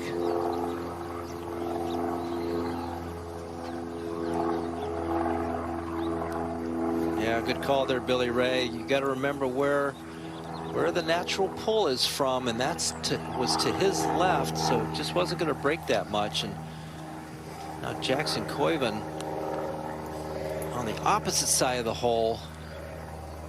Maybe he tried to learn something. Yeah, the exact opposite side of the hole, so he will keep this one in, or he should. But I can promise you it won't take him long to pull the trigger once he gets ready to go here. And this can put him 2 up in the match after 10. So much of good putting is routine, consistent routine. He has a very consistent routine. State 5, Auburn 4. Auburn is 2 up. Koiven with birdie at the 10th, now 2 up in his match against Brett Roberts. Florida State up pretty big in the first 2 matches out. Auburn leads in 2 others. On the tee at 11, Jackson Koiven with the 2-up lead. He's won the last 3 holes. We'll take a look at this shot with our Top Tracer technology presented by AT&T. 307 yards today. 287 front. Lands are just short of the green. Going to chase on up there. There's a big mound right there. It'll come back down. That was an exceptional tee shot. That's going to be a very difficult 2-putt. But he took a go at it. And that was followed by Roberts, a little more conservative with the iron. I'm a little surprised by this, tell you the truth. You're 2 down in the match right now. Your opponent, who's got the 2-up lead, has driven the green here, and you choose to lay up. I just don't agree with the play. Yeah, I don't understand that either, Billy Ray. I agree with that 100%. He's got plenty of length to reach. Maybe he's just not comfortable with the shot, but I would have taken a go. Back at 9, Luke Clanton, J.M. Butler tied up. 2 par putts on the way. Clanton first to go. Ball stayed out there to the right. Luke also named first-team All-America selection earlier today. Had those 3 straight wins in the spring for Florida State. And we'll keep it here with J.M. Butler, a 2-time All-America selection as well, and became just the 2nd player in the history of the Auburn program to be 4-time All-SEC performer. The other, Bill Bergen, back in 1978 through 1981. He's had a couple of wins in this spring that was described as up and down by Nick Kleiner, the head coach, saying even though he's won, he's still trying to figure things out like most student athletes are. Yeah, that's right. He's just trying to figure out ways to get better. We talked about that earlier, about you know, identifying your weaknesses, identifying your strengths, working on those weaknesses, learning how to play different shots. And the only man not to trail at any point in match play this week. Yeah, this is a pretty good breaker from left to right, more so than from the other side of the hole. Yeah, I saw that right away. If he was more to the right, it doesn't break as much, but we were putting that one today. That one has some severe break. Psychology major, studies the mind, very cerebral, tries to really get in the weeds with this game. You better watch out if you start thinking too much around this game. At the par 3 12th, Josiah Gilbert 4 down. Playing his 2nd in. They both had about the same pitch shot there, and will be a putting contest, and Gilbert is badly needing a win here soon. Weaver 4 up, his biggest lead in match play competition. Let's go back to 11. All right, Roberts conservative off the tee, and considering 2 down, Billy Ray, you talked about your opponents on the green. It's you better find a way to make 3. No doubt he could definitely prove me wrong here, but when your opponent's on the green, it's driven the green, and you're 2 down and you lay it up, man, you got to move forward here. Granted, he could come in there. He's got 70 yards, a little breeze into him. It's doable here, but it's something that I have to question here. Yeah, you have to be so precise with this shot, Billy Ray. It's on a little plateau. Long, you go into the penalty area. Short, comes back down that slope. And see ya. Oh, he got fortunate to stay up, but there was enough spin on that ball. It stayed just on that little crest right there. Koiven's going to have a long look at Eagle at the 11th. He's 2 up over Roberts. Florida State leads in 2, Auburn in 2. That anchored match tied, making the turn. Moment ago at the 11th, Jackson Koiven drove it on this par 4 green. This for Eagle to win the hole, go 3 up in the match, but not easy. No, goes up a big slope, then down the backside, and can pick up some speed right there. That is pretty well done. That was not easy. We knew he was going to have to make a putt for a 2-putt. Well, a year ago, the Florida Gators won the SEC championship, and it was just the beginning of a postseason run for J.C. Deacon and the boys from Gainesville, because 1 month later, they would go to Grayhawk. Clean sweep. Fred Biondi winning the individual title, and the Florida Gators winning the 5th national championship in the history of the program. Auburn looking to do the same this year, winning the SEC championship in the Birmingham, Alabama area. The question is, will they be able to duplicate the feat of the Florida Gators from a year ago and become the 5th SEC team to win in the match play era? Roberts, 3rd from over the green. Yeah, fortunate to have it there. Could have easily gone over the back edge. Chose to lay the ball up. Didn't work out for him.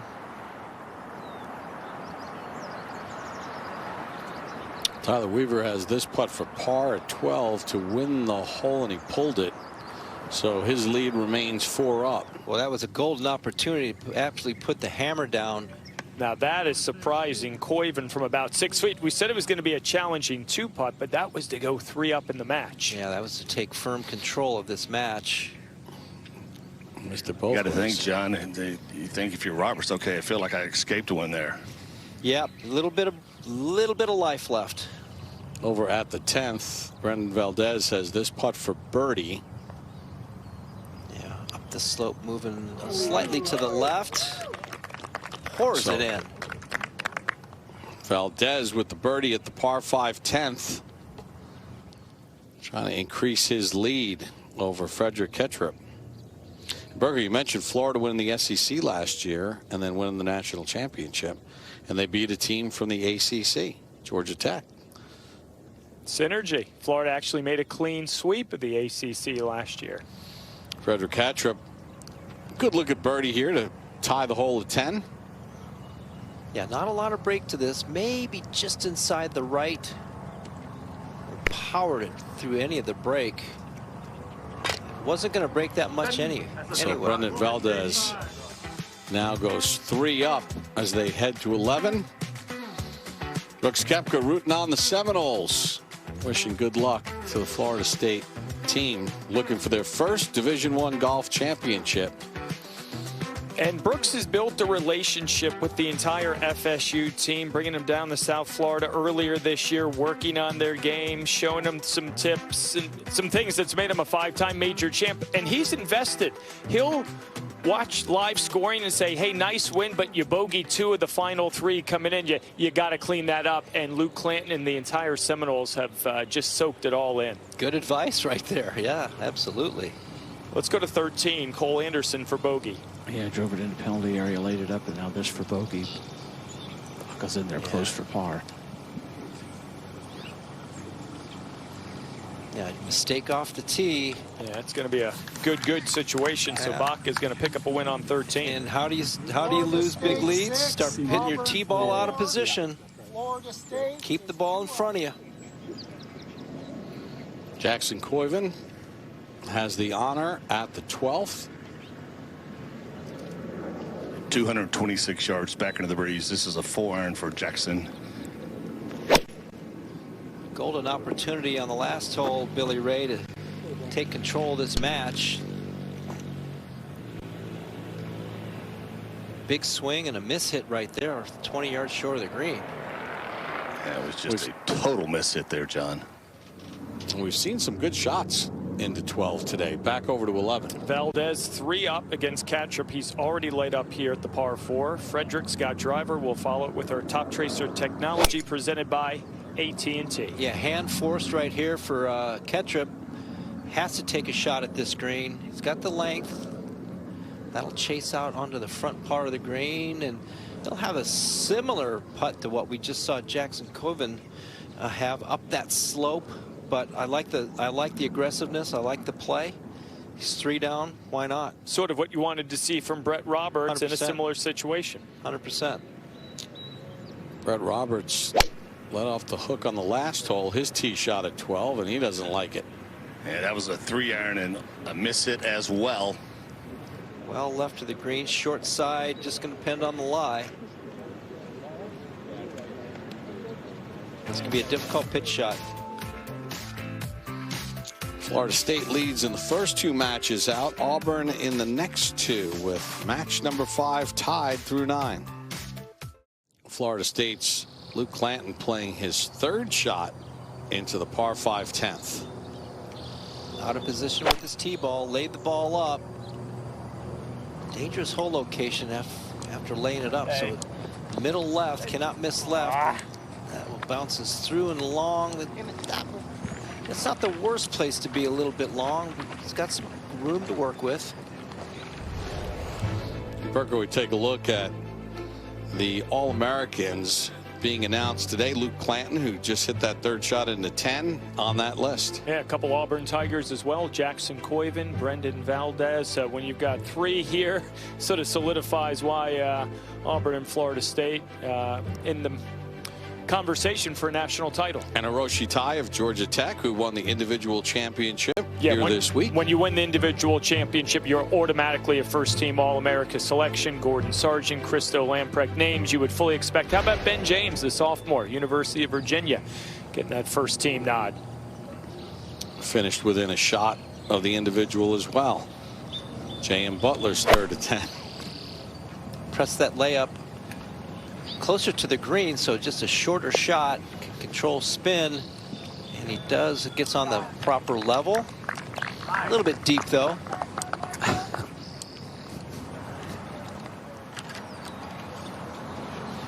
All right, catch up at 12. This was Koiven's 2nd into the par 3, and he's going to have that tap in or maybe even conceded for par. Roberts missed the green left at the 12th, playing his 2nd shot. This was just a moment ago. Yeah, depends on the lie, what type of shot he wants to play. So he goes in low. Wonder why he didn't try to throw that up in the air. Get some air under that.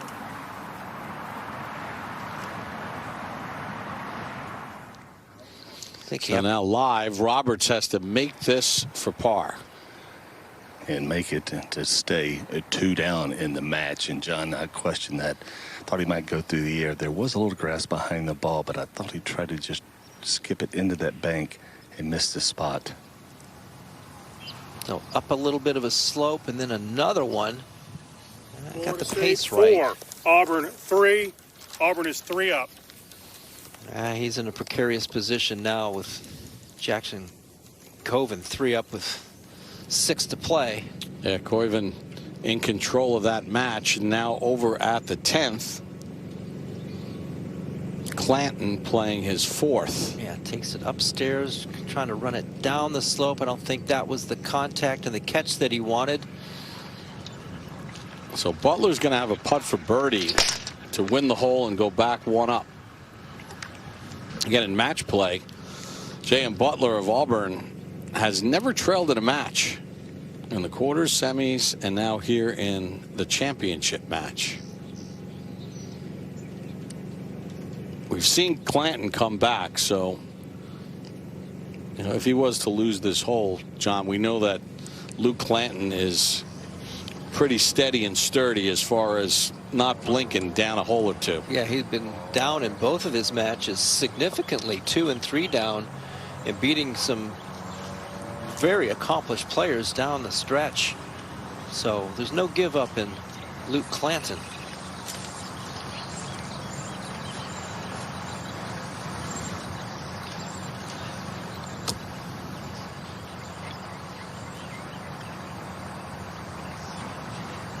In his quarterfinal match, J.M. Butler was tied with Ben James of Virginia through 15 holes, and Auburn sealed the deal, and then he defeated Neil Shipley 2-1. Never trailed in that match.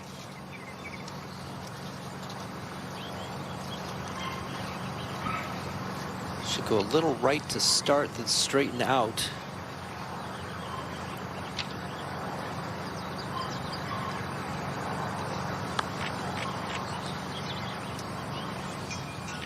Yeah, it's carrying some speed going down that slope. That's the last thing he wanted. Hit it 4 feet by. So we'll have that for par. Valdez will have this for par at 11. 3 up against Cattrup on the short par 4. We saw Freddie Cattrup knock it on the front part of the green, and that concession is given to Frederick as he had a 6-7 footer for birdie. So Frederick trying to turn the tides just a little bit. Yeah, laid the ball up and ended up making bogey there at 11. So that's just a huge mistake on Valdez's part. So we could get a big emotional swing here. Clanton has this long par putt, and Butler still has work for his par. Let's see if Clanton can put the heat on Butler. Not much to this, Bob. Just goes down the slope. Got to be a little careful with speed. That's going to wander to the right just a little. Well, we said at the top of the show, just don't give away the par 5s. Let's go to 13. Josiah Gilbert, short one for par to win the hole. Currently 4 down against Tyler Weaver. Make it 3 down. Chipping in.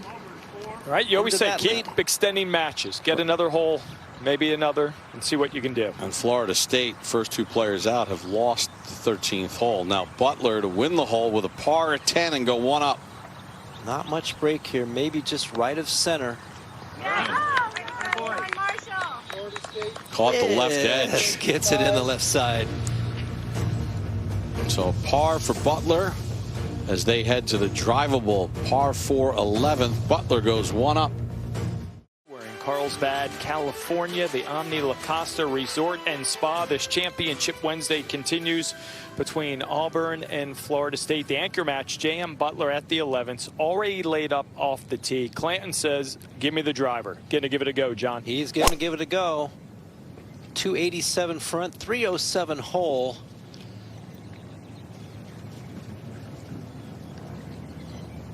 Front right, front left bunker, back in the bunker though. It's a long one. He's got a long bunker shot, a lot of green, but danger long. Jump ahead to 13. Jackson Coyven 3 up against Brett Roberts.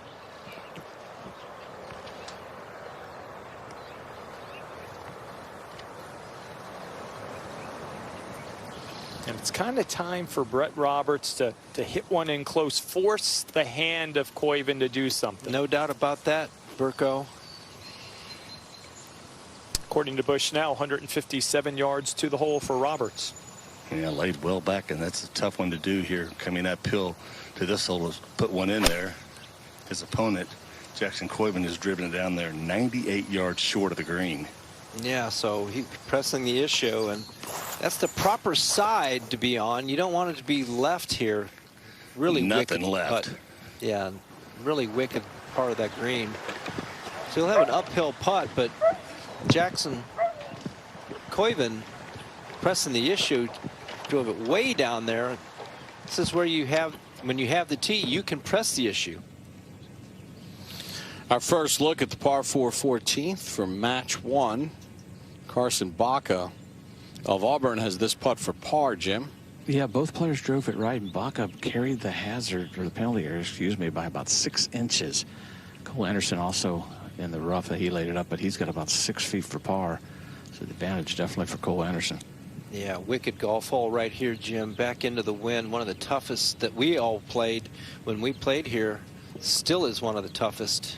Yeah, I wouldn't mind to see the tee up there. Maybe challenge that cross creek. Yeah. Cattrup second at the par 3 12th. So he's going to have that for par. 2 down in his match. Back to 11. J.M. Butler, his second, and the conservative approach off the tee. But I guess if maybe you get it to the number you like, John, maybe it satisfies how you play this hole.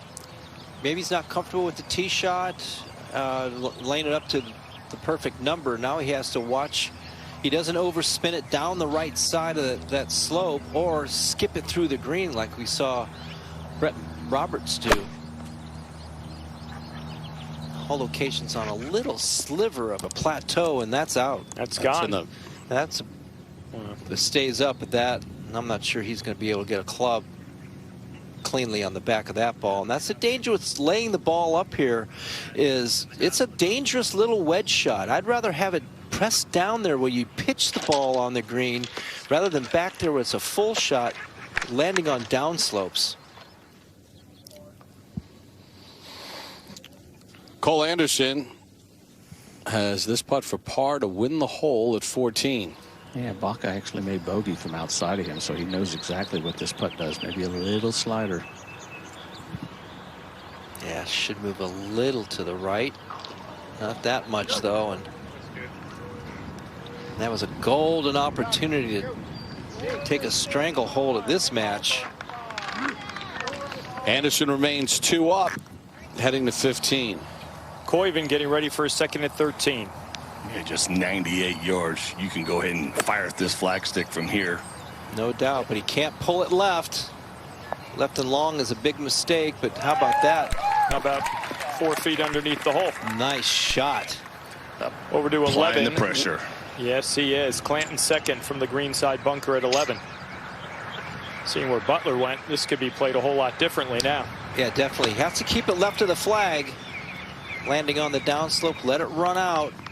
And a little conservative, but that's exactly what he needed to do. This is when you start adjusting to what your opponent has just done or is doing. You start out the golf hole playing it like you want to beat the golf hole, but then you start to adjust as you go along.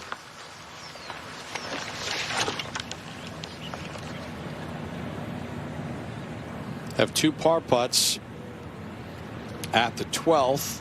Valdez is away, 2 up in his match against Frederick Ketrup of Florida State.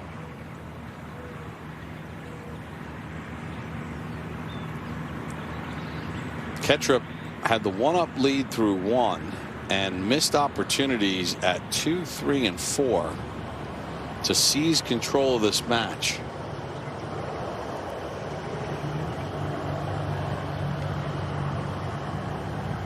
Just a rough golf hole right here, 226 yards. But a par there for Brendan Valdez. First team All-Americans. Now back to J.M. Butler at 11. We saw a second shot over the green in the penalty area.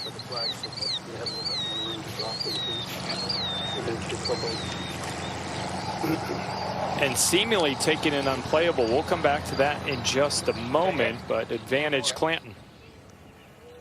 Koiven at 13 to win another hole.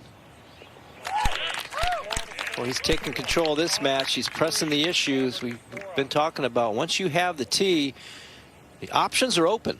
John, it was an hour ago. He lost 6 and 7. We wondered how he would respond to uncertainty. He's answered. Yeah, I think the answer is a resounding yes. This is a big putt for Frederick Ketrup at 12 to stay 2 down. Yeah, to cut into that lead. Or to stay 2 down, that's right. Needs this. 2 down is doable. 3 down is a very uphill battle. Florida State 4, Auburn 3. Auburn is 3 up. It does go that way. Yeah, it sure does. Back to Butler at 11. And John, when we saw it go into the penalty area dry, but you thought it would be challenging, and apparently too much of a risk to take on. Yeah, just couldn't get some. You can get lucky down there and maybe get a lie.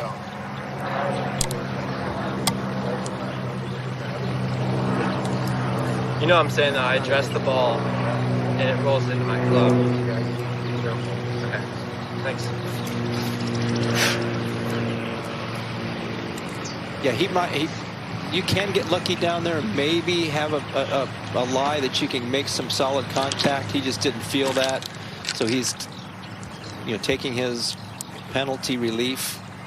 So in-2 takes the penalty. This now is 4th. He's got to be careful right here that he doesn't, that ball doesn't move. And that's what he was talking to the rules official there. And we saw Clanton play a second from the bunker. We'll call it just inside 15 feet. So if you're Butler, you try to make it. If not, you probably head to 12 tied up. Definitely.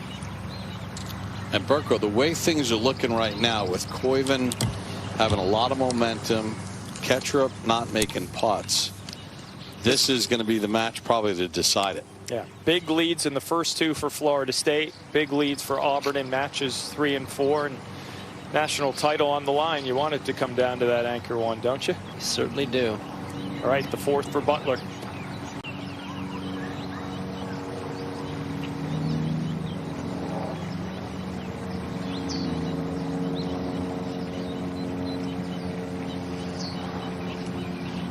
This should have some spin on it around these greens. This grass is so good. It does have some spin. That's really nicely done, but that's for 5. You wonder if he even makes Clanton putt, or you just say, let's go. I usually would give him those. I didn't want to see somebody putt and really gain momentum. I would normally concede. Beautiful contact right here. The surrounds, this 419 Bermuda grass really has a great grow and has a nice cushion underneath. It's fairly easy to pitch off of. Yeah, and this one's probably closer to 20 feet for Clanton. Yeah, 2 putts to win the hole. He's gonna see it.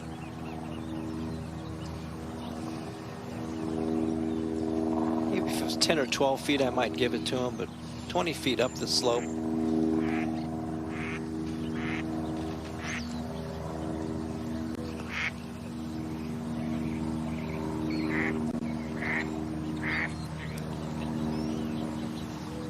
All right, 2 feet by the hole, but good enough for Butler to say you're good. That anchor match now tied.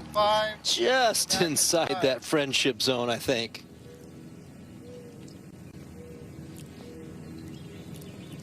Couple par putts here at 14. Gilbert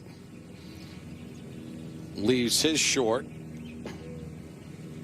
And Tyler Weaver is going to have a putt for par to win the hole. Yeah, this would be a steal for Weaver. He drove it in trouble right off the tee. Had to lay up about 60 yards short of the green. And he was behind the 8 ball on this hole. And this would be a massive win for him. And this would put him 4 up with 4 to play. Yeah, this putt might be the, I don't want to say seal it, but it would definitely feel that way. Not much to this, I don't think, Brad. The back of this green is kind of opposite of what you think, so this might have a little left to right in it. That's good. Yeah, it did. He didn't play near enough break. So Weaver leaves the door open. Still 3 up, going to the difficult 15th. Florida State up in the first 2. Auburn in the next 2. Match 5 tied through 11. We want to thank everybody here at Omni La Costa Resort and Spa for their hospitality. Clanton's tee shot at 12. 226 yards. Oh, just missed that front part of the green. Might have gotten all the way back there, but has a fairly simple little pitch shot. Up at 15, Cole Anderson for birdie to go 3 up. It's fortunate that that didn't go a little bit further. Would have got down in that penalty area, but takes advantage of that. Out early, the 2-year captain for Florida State. It's been great linear progression as a freshman, finding your footing, doing what you know how to do, into a captain the last 2 seasons for the Seminoles. A little opening here for J.M. Butler coming off the loss at the last as Clanton has missed the green. 208 front, 226 hole. Anything on the front part of the green will chase back there, and that will not get to the front of the green. So we'll have 2 pitch shots.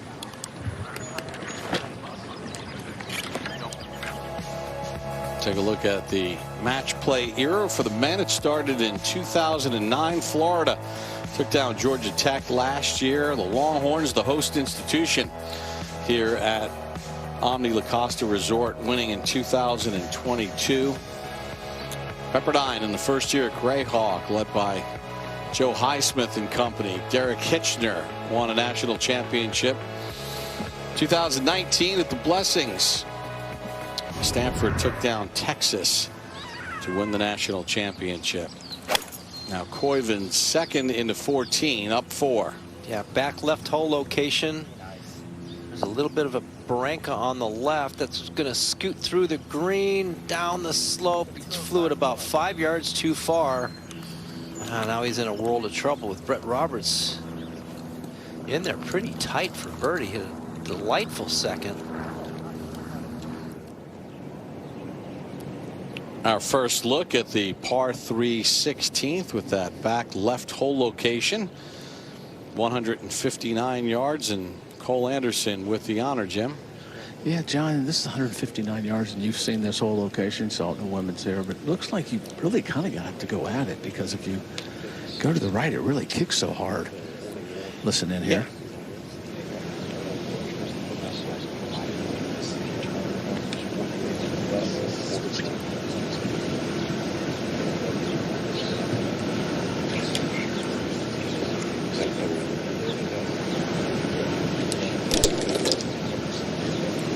With a 3-up lead, Jim, I agree with you. I think you have to take dead aim here. Why not? It's 149, a little bit downhill, 159 to the hole. If you get out to the right, it can get through the green pretty quickly. Yeah, that probably back right bunker would be much better than the long bunker. It's just a hard shot right now with a little help and wind. Like you said, anything, you know, basically dry for sure, but anything on green grass is good. John, match play mentality. You're up 3 with 3 to go. It's the conservative line here. Force your opponent to have to make a great shot. My line would be, see the right bunker, the left edge of that right bunker. Anything that clears the short bunker, which is 149, anything out there to the right. You don't want to mess with the left-hand side, that's for sure. This is well to the right. And like we said, that got through, and you don't want it there. Yeah, that is going to be really difficult. Honestly. Meanwhile, over at 14, Jackson Koiven, 4 up, won 5 of the last 6 holes over the green, playing his 3rd. Yeah, bumps it into the slope. Oh, how about that? He makes birdie. Seemingly well out of position, hits the little bouncer in there, clanks against the flagstick, and catches a nice break. But so now Roberts is going to have to make his birdie just to tie the hole. One bounce it up there was what you want to do, and it was carrying some speed like it normally would. Catches a nice break off the flagstick and goes in. So Roberts is going to have to make his birdie to extend the match, or Koiven's got a point on the board. As we take you back to 16, Baca on the tee. Well, this is why you spend so much time on launch mars. You got to know exactly what your ball will carry. Yep, 149 on that line. That's why I kind of look like taking it more at the flag. There's a little bit of a backstop right there, rather than going out to the right, where we've seen a lot of balls race through the green. So good shot there from Carson. Roberts must make this to extend the match, or Auburn has a point on the board. Hit a nice approach in here. Can he take advantage? Florida State 4. That's a shame. Auburn Right 3. there. That is Auburn wins the match 5 and 4. Good effort, but he's going to fall short.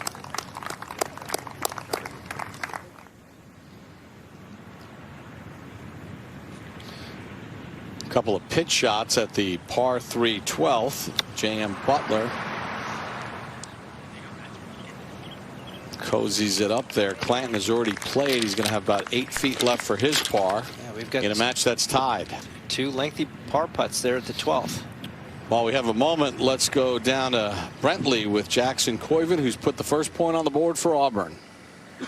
Jackson, what a way to finish there. You got down early. Yeah. How did you put the pedal down, and what got you going? I think just kind of realizing where I'm at. I kind of got going fast there at the middle of the front nine and kind of lost track of what I was doing and what I like on the golf course. And from then on out, I just tried to slow myself down and make some better decisions. You had the clinching point the last 2 rounds, get the first one on the board today. What does that chip in and getting some blue on the board early do for the other 4 Tigers out there? I think it's just about getting points on the board. Hopefully it takes a little bit off their shoulders. I know this is going to be a very close match. Yeah. Jackson, great playing today. Get out there and watch your boys. Bob, back to you. Jackson becomes only the 2nd player from Auburn to win a match by 5 or more holes. The other, Ben Schlottman, did it twice in 2018 at Karsten Creek. Auburn wound up losing to Oklahoma State in the semifinals, and Oklahoma State winning on their home course.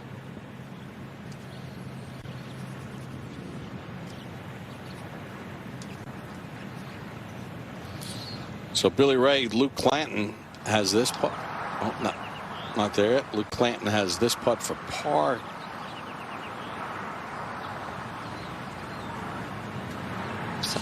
A little bit of left to right to it. I think if he hit it straight, he'd miss it on the left or the right edge. That one broke across the hole.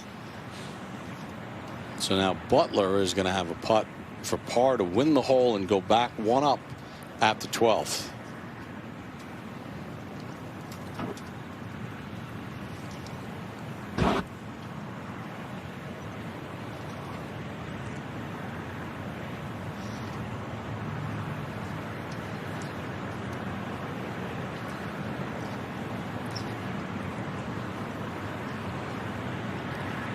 Give him about 6 feet here.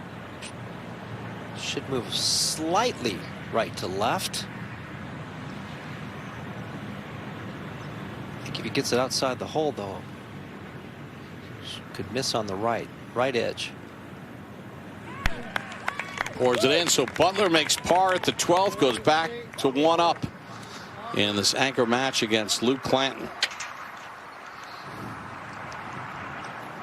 Over at 16, Carson Baca has this putt to win the hole. Cole Anderson hit a pretty nice pitch shot. Jim? He sure did, and this ball to move a little right to left. Cole's inside of 3 feet, but he hit a wonderful shot in there. This is probably the shot that Carson hit, one of the best you'll see today. Yeah, this is a must make. And he makes it. Now 2 down with 2 to play.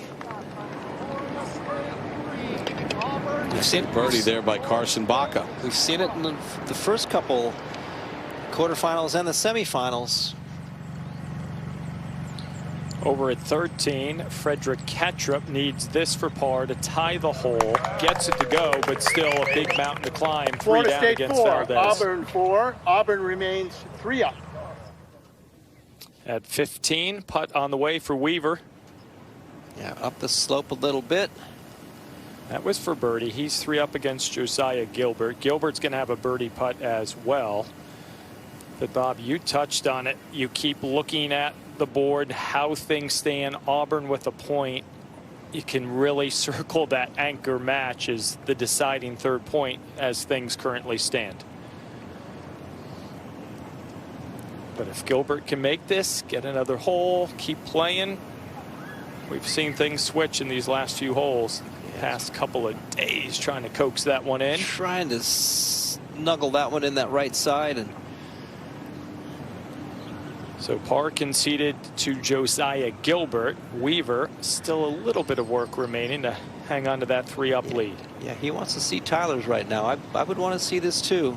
This point in the match. John, we talked about it yesterday, but what are the challenges of closing a match out, especially considering what's on the line? I think you just have to keep in your mind each shot. You hear it so often. It is one shot at a time. You can't get ahead of yourself. You got to play the quality shot. What is the situation? Do I need to adjust or don't need to adjust? Maybe I just keep playing and trying to beat the golf course from this point in. Just beat the golf course. Weaver 3 up, 3 to go against Gilbert. Auburn already a point courtesy of the National Player of the Year, Jackson Koiven. The North Course, the setting, 9th straight year, the same venue hosting both the women's and men's NCAA championships. Josiah Gilbert on the tee at 16. We'll follow with Top Tracer technology presented by AT&T. 149 clears the bunker. 159 hole. Can't go left. Look out. That'll get back in that bunker. Oh, got a pretty good break. It didn't get in that little rake mark. That's actually a doable bunker shot on the upslope. Can Frederick Ketchup rally here at 14? His second into the par 4. Back left hole location. Long shot. Just need to fly it about 4 or 5 steps on the green. Let it kind of chase back. That hits short of the green. Will chase back though. It's pretty flat on that part. Really well done. That's kind of where Brett Roberts was when Koiven holed out from over the green to close the match out. Tyler Weaver, 3 up. His tee shot at 16. If he ties this hole, Florida State gets a point on the board. Yeah, anything to carry that front bunker. 149. This is headed left. Look out. It's identical shots.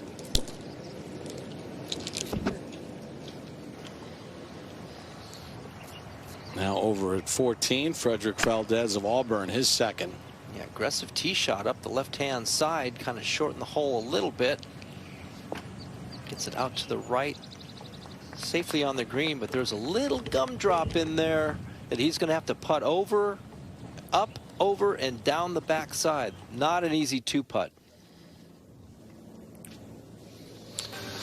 More exciting collegiate sports comes your way as coverage of the NCAA Division I Women's College World Series begins tomorrow, May the 30th. For more information, go to ncaa.com, your home for all 90 NCAA championships.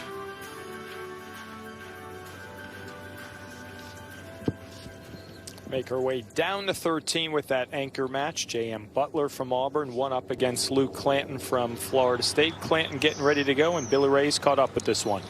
All right, Burko, both players have found the fairway. Clanton now from this left-hand side of the fairway, and we've talked about it.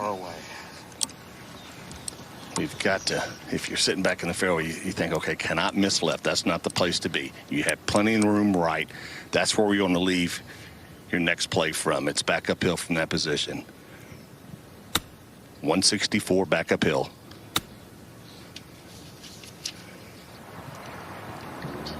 Hand came off the club there, Billy Ray.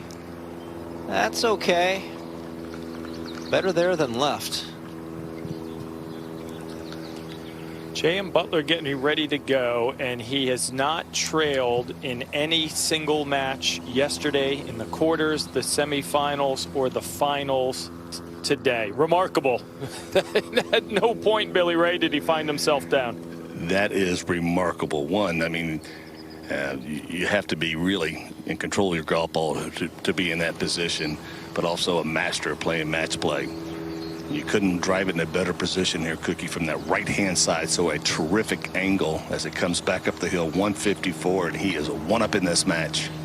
Yeah, there's no reason not to try to take a chance right here. Take some dead aim.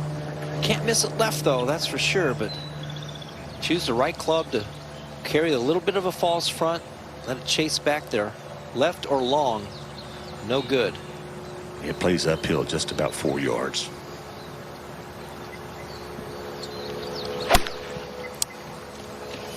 Coming in very high. Stop.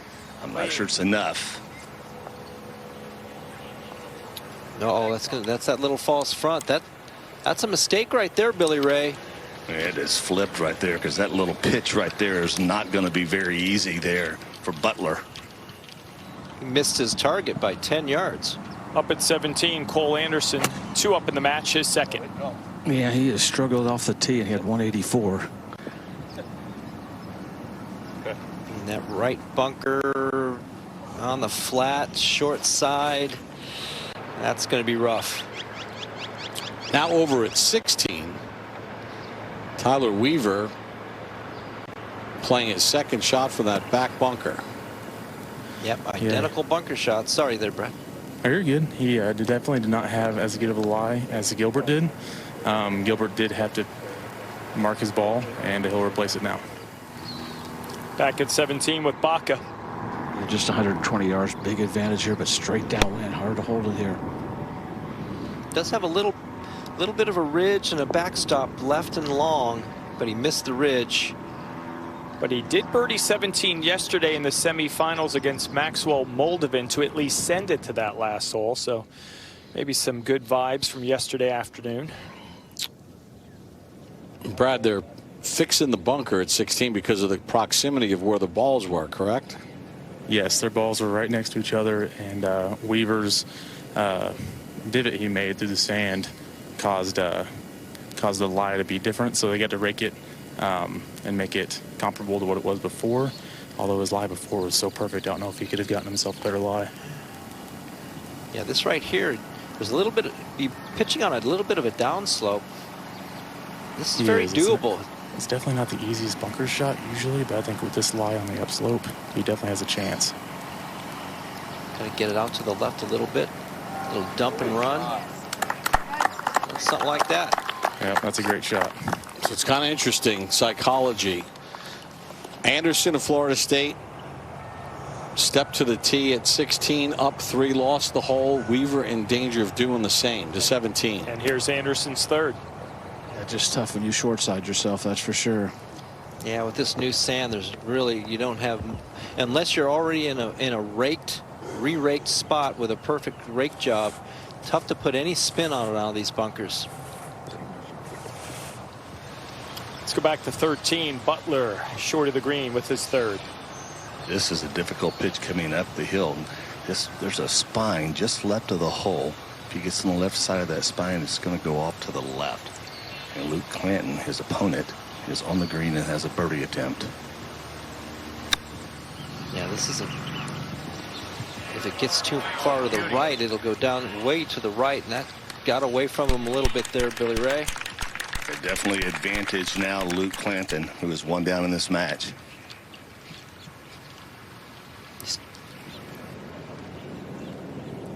Now over at 16, Tyler Weaver has this putt to tie the hole and put a point on the board for Florida State. And we will continue on. So that's the first 2 matches out. Florida State had a chance to close it out at 16, and they've lost the hole twice. So Weaver's lead is now 2 going to 17.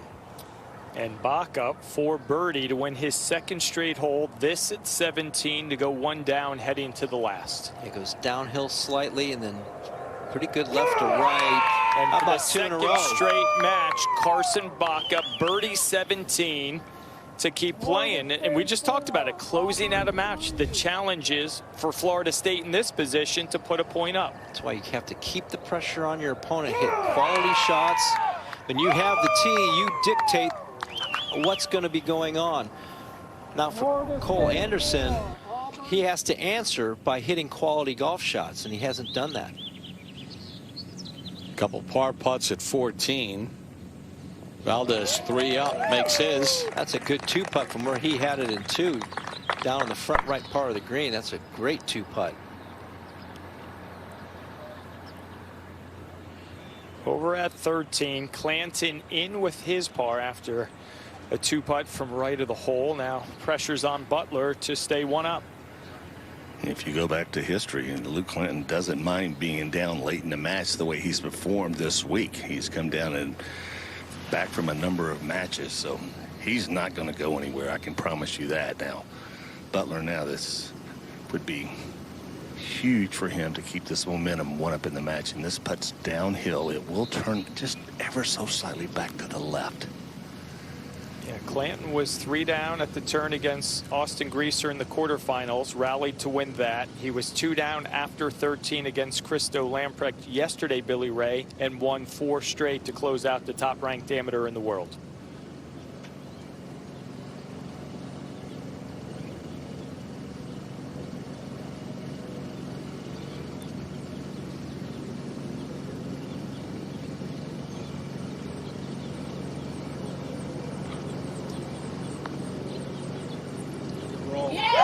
How about that up and down by J.M. Butler. Mistake on the approach shot, but a nice up and down. Saves par. Keeps that 1-up lead. Auburn has one on the board. Koiven, a 5-4 win. The Seminoles leading in those first 2 matches. Can they close them out? We'll find out when we come back to La Costa. Cole Anderson has missed the fairway, Jim, here at 18, and the lie doesn't look great. Well, the lie's not great. This is, I'm assuming, they're going to be a layup because he's got 292 to the hole location, and the hole location's on 26. So I think they're going to try to figure out maybe what the carry is with Baca. Has 281 in the middle of the fairway. But I told you back on 11, Baca, he's a warrior. Boy, he has showed it the last 2 holes. It's tough, as y'all said, to finish off these matches. But I'm not sure the player. I thought maybe with his hole location, you all saw it last week, the layup's probably the better play. No doubt about it there, Jim, especially from this position right here. Get yourself down there, and then preferably kind of left side of the fairway. And that's what they're doing, John. I think, excuse me, but coaches, Trey's down there trying to kind of get a decent idea of what the layup is to have the full shot in. As you know, you want to have a full sand wedge into this hole so you could possibly spin it use of that slope to the right, but this is definitely going to be a layup. Yeah. Back part of this green slopes from the middle of the green towards the back, so you have to be back there with some sort of a shot that you are able to put some spin on the ball. Anderson lost both of his matches yesterday to Dylan Minetti in the quarters and Bartley Forrester 3-2 in the semifinals. And John, he's got to try to slow himself down too. Absolutely. He just saw Carson Baca birdie 16 and 17 on him, so. But he was a little bit of his own undoing. He was out of position. He's been out of position a lot off the tee. He struggled with that today. This layup is out to the right. Better be in the fairway. Just in the right rough, but that should be okay. Good angle. Over at 17, Josiah Gilbert, his second from the rough, 2 down against Tyler Weaver.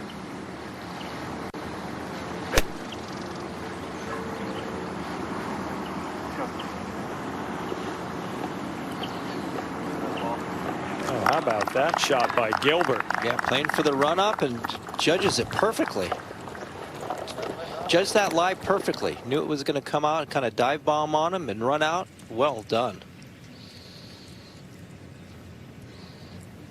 Back to the par 5 18th. Jim, what's the situation here with Carson Baca? Well, now you got to make a decision, guys, whether you try to go across the ditch, because short and left is no bargain to kind of get it up and down. You need to obviously make birdie to stay in this, but 281's his total. Let's listen in. I don't know if hybrid gets there. Well, no, but that's what I'm saying. Do I try to hit a hybrid, and if it comes out hot, great. If not, it's that chip that I can use the bowl, or do I hit 3-wood straight at it? If it misses left, that chip's easy too. So How far do you hit the hybrid? It's hot. Yeah, like sometimes if I catch it spinning though, it might only go too far. Well, I'm not gonna catch a spinner, but no. Like it's 280 flat. 282. So it's about 260-ish front. Yeah. 256. That's hard up there. That's what I'm saying. Like, I mean, 3-wood. And that's if you absolutely Yeah, exactly. Yeah. You like 3-wood at that guy behind the green? Yeah. Just right, the flag. Yeah. I still think you get that pretty close. Yeah. 286. Yeah, I'm gonna try to cut it a little bit. So. Yeah, I like that better. Perfect. Well, we got the information there, Jim, and I was down there earlier. Left here is not too bad. It's very cushiony. There's no real grain.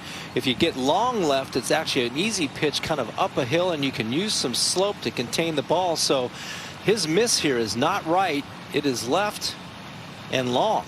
Where's that at? That's it, really solid, cutting back towards the center of the green.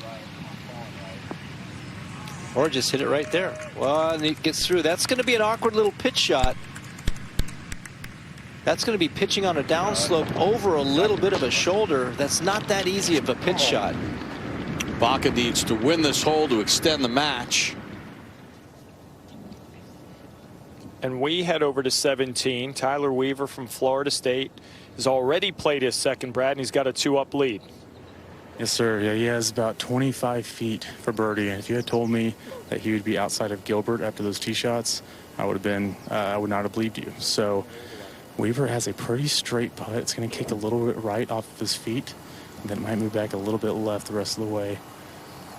Tyler Weaver has never trailed in this match. This for birdie. If it goes, he closes things out and gets a point for the Seminoles. Does have to be careful a little bit about speed here. As it starts going down that slope that Brad described, right there. There it is. That's not what you want. Third shot for Cole Anderson of Florida State at 18. Just trying to flight it down and sling it off the slope. Yeah, exactly. About middle of the green. Uh-oh. Uh-oh. That's a big mistake. He did not need to go that direction. He could have used more slope than that. A little bit more to the right, like you said, right at the center of that green. It kind of slopes from right to left and down. He did not have to go that direction. Now Gilbert for birdie at 17 to take it to the last. He got a great look at Weaver's. I wouldn't be surprised if this one falls.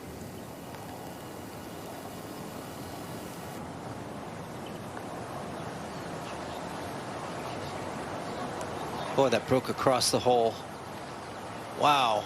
Thought he might do what his teammate did, went 16 and 17 to continue forcing the issue. So the par conceded to Josiah Gilbert. Now Tyler Weaver has a par putt of his own to win the match and get a point for FSU.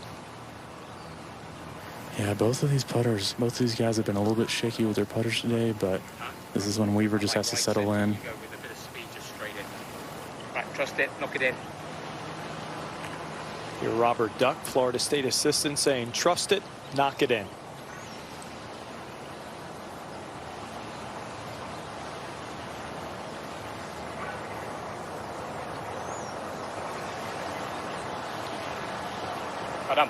And he does just that.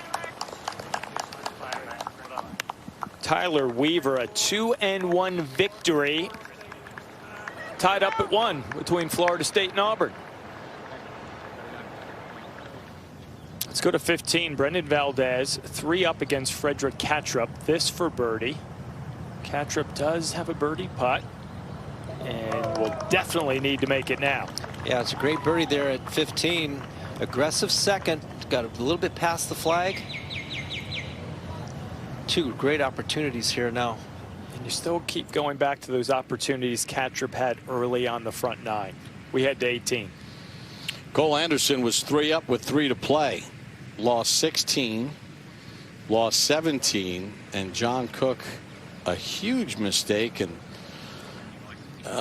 Jim, a huge mistake here at 18. Forced to lay up, not getting it on the putting surface with a relatively simple approach shot for his third.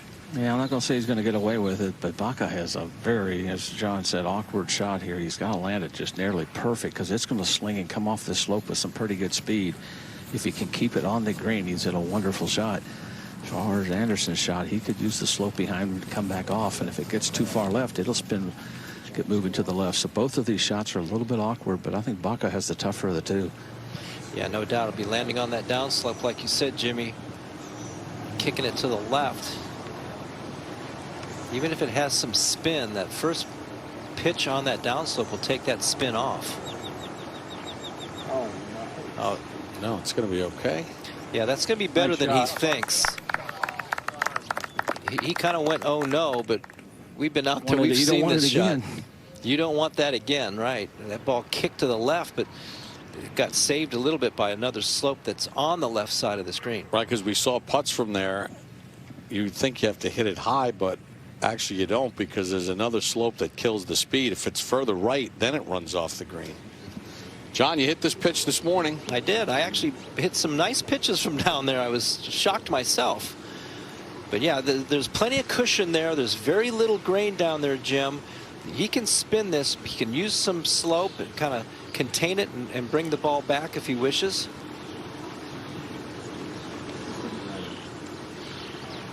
But you don't want to get it through the green. Oh, I didn't get it high enough.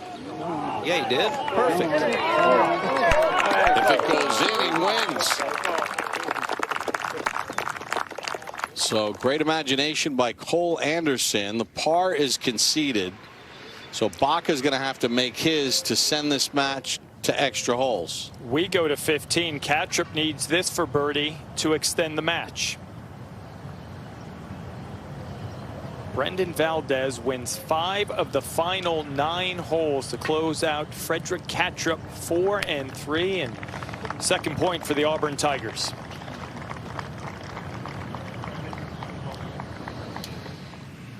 Now back at 18, Carson Baca of Auburn needs to make this putt to win the 18th and send this match to extra holes. Oh, and he missed it. So Florida State gets a second point on the board. Cole Anderson winning match number 1, 1 up. So each team with 2 points on the board. And it's going to come down to that anchor match, match number 5 between Luke Clanton and J.M. Butler. Championship hanging in the balance here in Carlsbad, California at Omni La Costa Resort and Spa.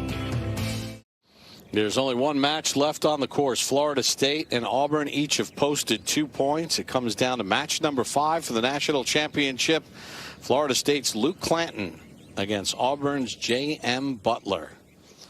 Butler has never trailed in each of the last 2 days in match play. Here's an interesting note for you. This is the 15th year of match play. In the previous 14 years of match play, going back to 2009, in the championship match, the team that won the first 2 matches out, which Florida State did, have won 8 of 14 of the national championships. The last to do it, Stanford, in 2019 at the Blessings.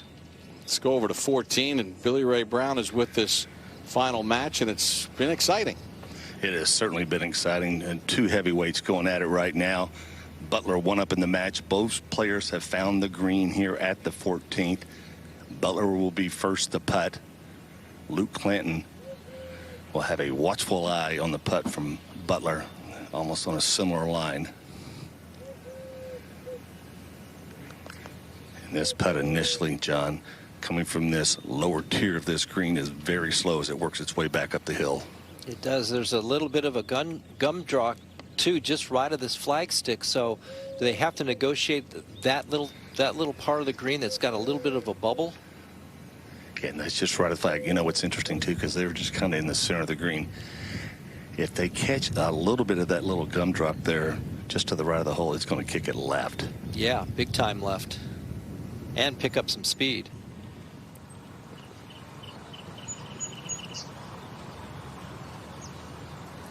If you want to create drama here and trying to win a national championship, this is it, down to the final match.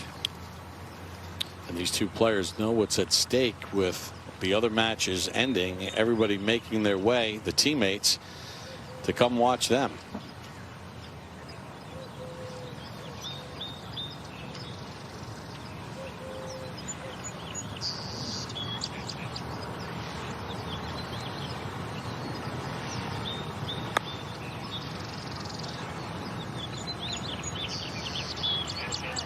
Pick up some speed, just goes by the hole. That's really well done. Wonderful there.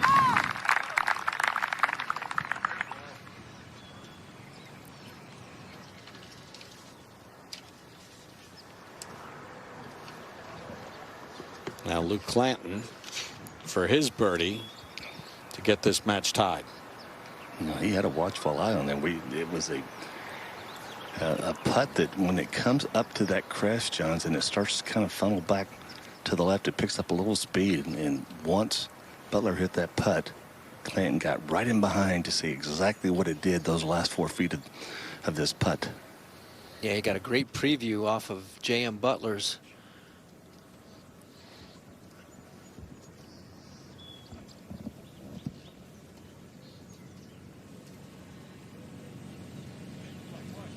Pretty good. Identical. 2 good putts from down there on probably the toughest hole on the golf course. Well, from hole number 1, there hasn't been many goods. There's been no love. Match. Right? J.M. Butler made Luke Clanton putt one of these on number 1, and that's kind of been the story of the day.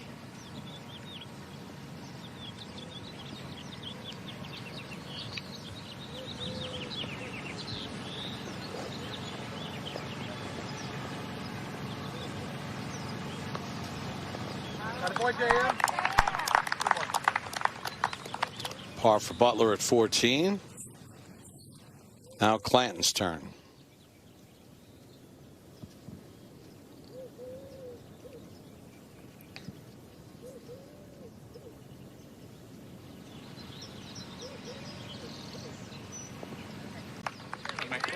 Butler remains 1 up, heading to the par 4 15th. This match to decide the national championship.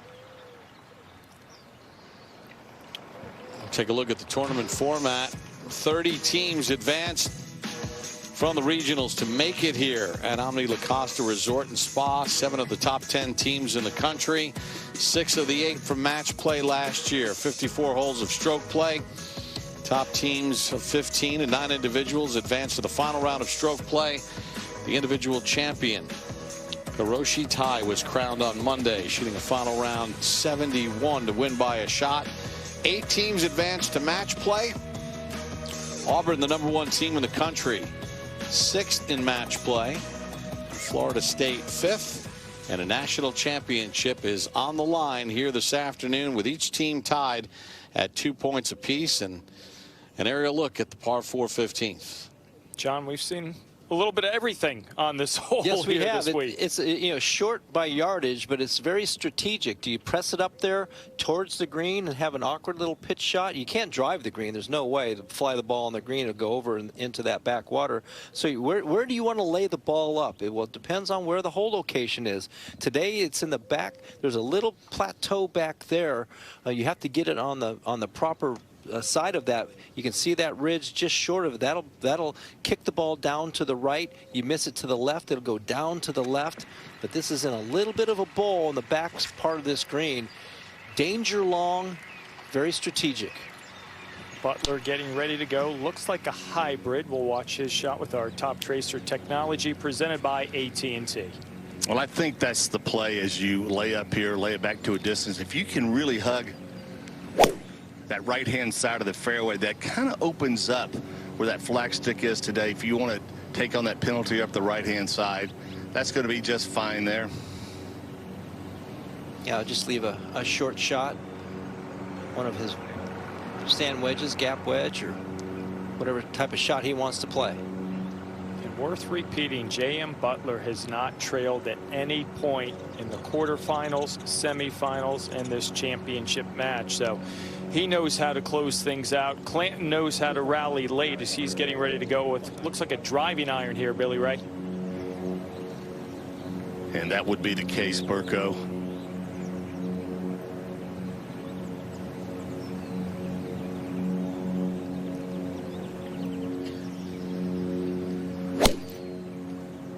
Yeah, this up the left-hand side. Yeah, kind of tugged it, Billy Ray. Yeah, very fortunate there to get over that native area. It is in the rough, but it is sitting up. Advantage Butler off the tee at 15. He's got a 1-up lead, a final match on the course. The outcome will determine this year's national champion. It's come down to the anchor match. J.M. Butler from Auburn, 1-up against Luke Clanton from Florida State. They are playing the 15th. And if you're the head coaches, John, we know solid lineups top to bottom, but there's always a reason you put somebody in that 5th spot in case it gets there. They want the ball at the end. That's exactly what they want. And Luke Clanton has shown how reliable he can be. Just doesn't give up. J.M. Butler hasn't lost or hasn't been behind in a match for a reason. And that's why they're in this position. And Clanton will be first, Billy Ray, after an indifferent tee shot.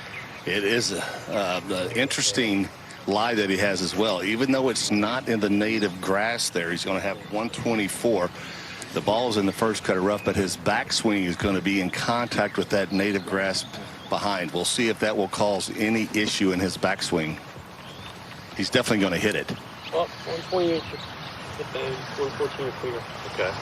So I like something high. Oh yeah. Okay. Double stop. Double stop. No, but you're spin that. Yeah.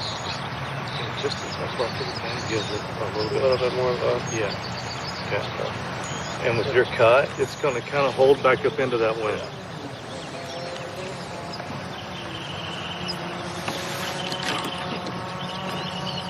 Take your time. Well, one thing, John, we've seen. Sorry, BR. John and Burke, we've seen. We're out here this morning. If you get just a little aggressive here, come out of this fly. I don't expect this ball to fly much, but if you don't catch it perfectly, right here, right? You're right. Yes. Yeah, I agree with that. I think the lie is fairly clean. I don't think he has to worry about a jumper so much, but he does have to worry about over this pin. They called it 128.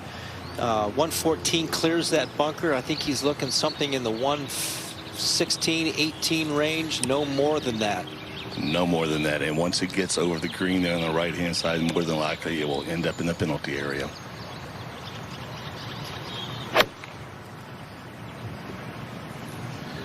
He hoists it way up in the air. Easy. Yeah, that needs to hold up right there. Could be gone. This could be gone. It is. We were just saying that, John. You just get past the flag and it just is gone. Yep, out of position off the tee. On the way to stop.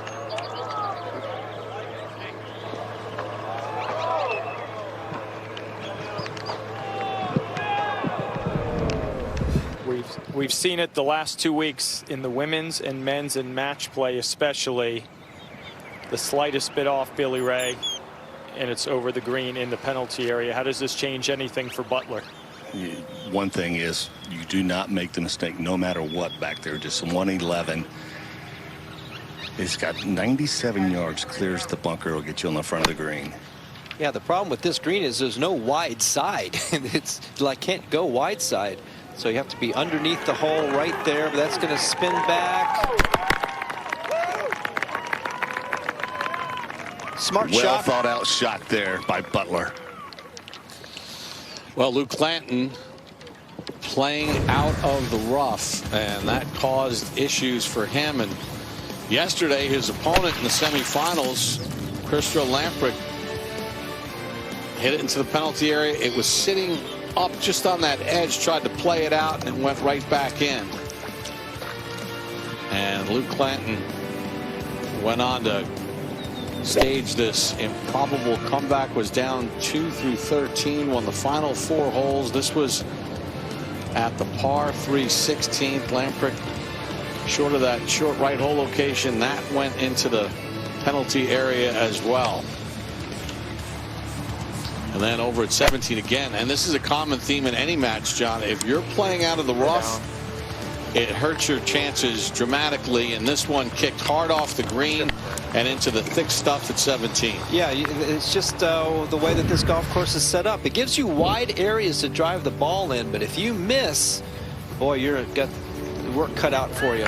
And then that putt at 17 wins the match, secures a point for Florida State, advancing them to the championship match. And Clanton fishing it out of the penalty area at 15. Right here. Right here. Yeah. Okay, right there. Go right here. Yes, sir.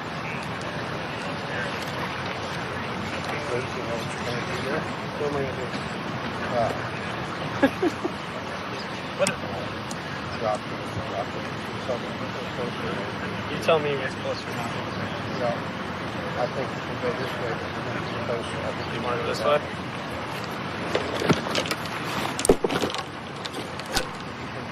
Move that up a little bit. Closer. Yeah, there you go. Yep. One more. That closer or no? Yeah, you're good. Yeah, I can stand in there. Yes, you can. And then drop it between these. So you have that whole area, drop it. And if it rolls, drop it.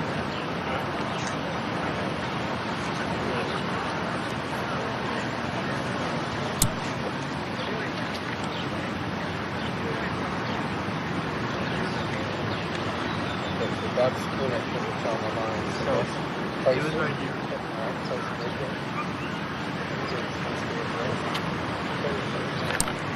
Thank you. The ball now in play for Clanton as he'll play his fourth. And this is a big ask coming back up this slope here, especially with his opponent on the green just below the hole. This is such a difficult shot. Comes back up the steep hill over that back little shoulder. Then just not much green to work with, John. Yeah, you have to be committed to the type of shots you want to play. You can maybe try to bounce it up there. Take a chance. We looked at that. How much grain is just there on that top quarter of that slope? If you're going to bounce it into that grain, you're going to have a lot of speed to get it up there. Yeah, that's true. But I think looks like he's going to go upstairs, which I like that play a little bit better. You have to hit it so hard if you're going to bounce it. Yeah, I like this play as well. Just take a chance, try to land it right on the front part of the green. That's going to go down past JM's marker, and that's going to be for bogey. You would think maybe he'll try to hole it, if not concede, move to 16. Correct. That would be it. And if he does hole it, I mean, he's just outside the mark of Butler, and he's going to get a good read. But I would assume that's going to be the predicament here. He'll take a shot at it here. If he doesn't hold it, more than likely concede the hole.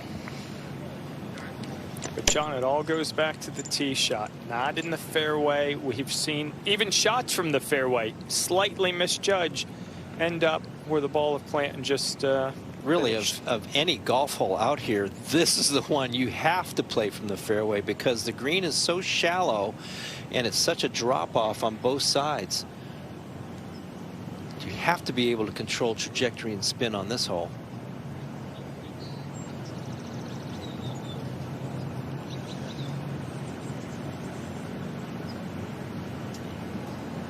How do you slow down the mind, Billy Ray, if you're Luke Clanton? Well, he's done it a number of times. You referenced it about half an hour ago. He knows the importance there. You talked about it, and he's a player that's very positive. I think he has gathered himself. I think he's ready to go here. It wouldn't surprise me if he knocks this in. Give it a go. So he concedes to Butler. JM 2 up as they head to 16. Yeah. Auburn getting a step closer to the program's first national championship. Can Clanton rally again? We'll find out when we return. Final match has moved to the par 3 16th. JM Butler up 2. According to Bushnell, 159 yards to the hole, 166 to the back. Did you know that the new Bushnell Pro X3 Plus actually gauges the wind when connected to the Bushnell mobile app? Right now, the wind out of the west southwest at 7 miles per hour. Butler 2 up, playing 16. Can Luke Clanton do what he did yesterday and extend this match? Butler wins this hole, Auburn wins the national championship. He has chosen wedge here as it comes back down the hill. I think, John, this is a club, though, if he tries to max it out, he can put it in that back bunker. If it just trickles in there, that's not that bad of a play, but all you have to do is avoid short here. Yeah, absolutely. Avoid short and left. 149 clears that bunker, Billy Ray. 159 hole.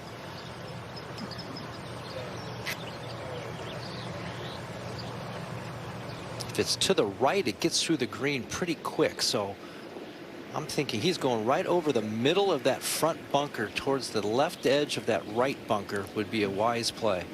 That would be the exact line that I would choose in there, John. Now it also plays just 4 yards downhill.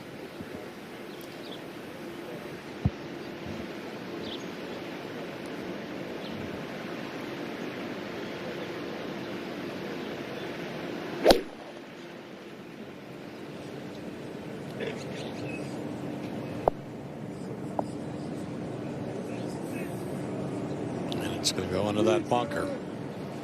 It's on the upslope, though. That's doable. That's not a bad miss. We saw that this morning, guys, when we were out there. We made that comment. You just trickle into that bunker over the green. That ball's going to be sitting on the upslope. That is very, very doable from there.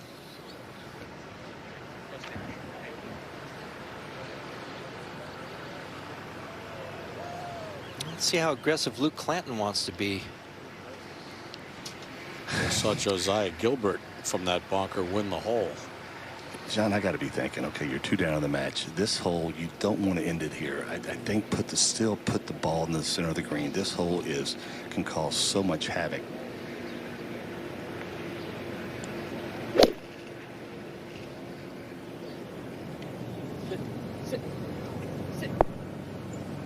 You got it just on the green pitch on the downslope, and well done. Carson Baca hit a good shot in here as well. Just a little closer than that, but he's got an opportunity.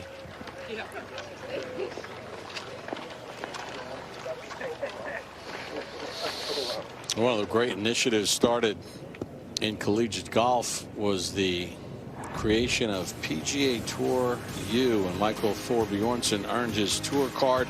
Christo Lamprecht, because of injury, was the only player in the field this week that had an opportunity to take that #1 spot, but back issues precluded him from playing. The big mover this week, Carl Phillips of Stanford, with his finish in the individual. Phillips went from 14th to 10th, Steve. Yeah, which gives him conditional status on the Korn Ferry Tour 2 through 5, fully exempt starting a week or 2 from now. For all these 20 young men to earn that, Bob and John, and now have a place to play, not wonder what's next. And Frederick Ketchup right there at number 8 for Florida State. But right now he's just concerned about Luke Clanton flipping this match and trying to deliver a national championship. Co-medalist at the ACC championships. Florida State came out of the Stanford Regional, coming in second as a team behind Illinois. Illinois was the #1 seed coming into match play. Florida State, the 5th seed in match play, but the 6th seed in the country, #6 ranked in the country. And J.M. Butler will have to play out of that back bunker, and Luke Clanton will have a putt for birdie here at 16.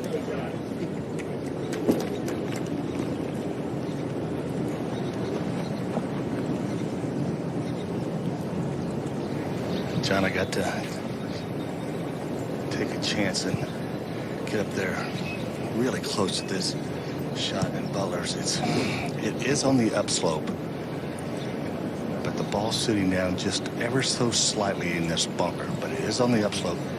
All he has to do here is just basically dump this out and let it feed back down to the hole. This is doable. Yeah, we've seen some up and downs from this back bunker, but they have just gotten through and barely into the bunker, like you said, Billy Ray, and pretty much on an upslope. Yeah, we saw Josiah Gilbert of Auburn hit it to about a foot. Yep, just dump it out of the bunker. Make sure you get it out, and then just let it run down that little slope. You know, if you're very confident out of this bunker, I got to tell you, from this position here, you're thinking about making it almost sometimes. Yeah, got to get it out to the left just a little bit. It does break to the right.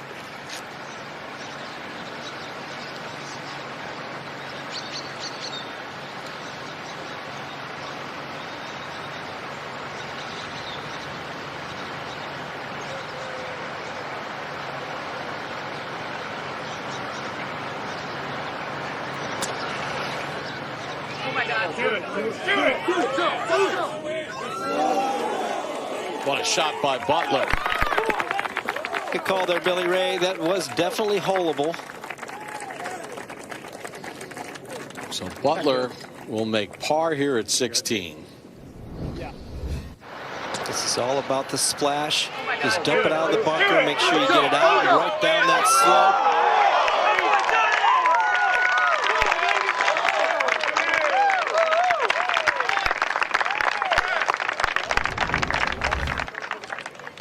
So now the pressure on Luke Clanton of Florida State has this putt for birdie to win the hole and cut the deficit to 1 down. Once it comes off that little ridge, John, they come through that valley, it levels out at the hole. This is very doable. This would not surprise me if I saw this one go in here. He's looked at this from every direction. Yeah, just off the strike, it'll go a little left. Once it gets down to the bottom of that slope, it might work back to the right, but it will definitely straighten out.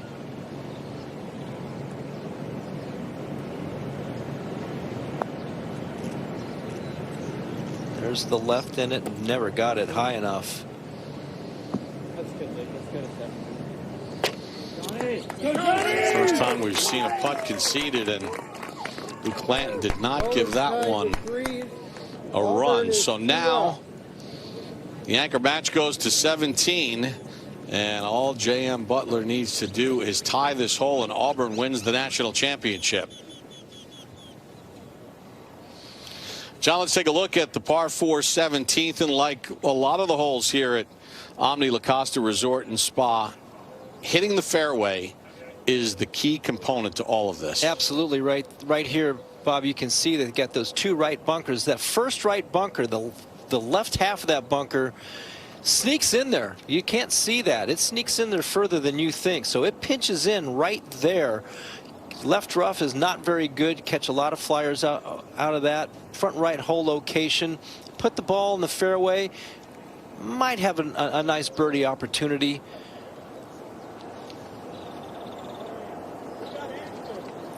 Great crowds all week. The last couple of championships for the women and men, and it's been kind of interesting in match play. They've taken the ropes down and say, you know what, get close, enjoy the ambiance, and get a front row seat of some of the best women and men in the world. And the other thing, Burko, as we've driven around the golf course, starting with the women last week, is you know, the way the greens are pitched, where the ropes were, you actually couldn't see the putting surface as a spectator, so they let everybody in. And then with that, you see some spectators slowly meandering across, so they got to clear that path as Butler waits a moment, and he'll get ready to go, and it's less than driver. And Burko, I like that play because you must, I repeat, you must avoid that first bunker on the right-hand side. It's 319 to that bunker, and we've seen players find themselves in that, unable to get the ball to the putting surface. There is some room out to the left, though, as well. Yeah, I like this play as well, Billy Ray. The left part of that right bunker seems to just kind of snag golf balls. Should keep it short of that bunker, although it's out to the right. It's headed a little right, John. It's going to be okay. Finds the fairway, though.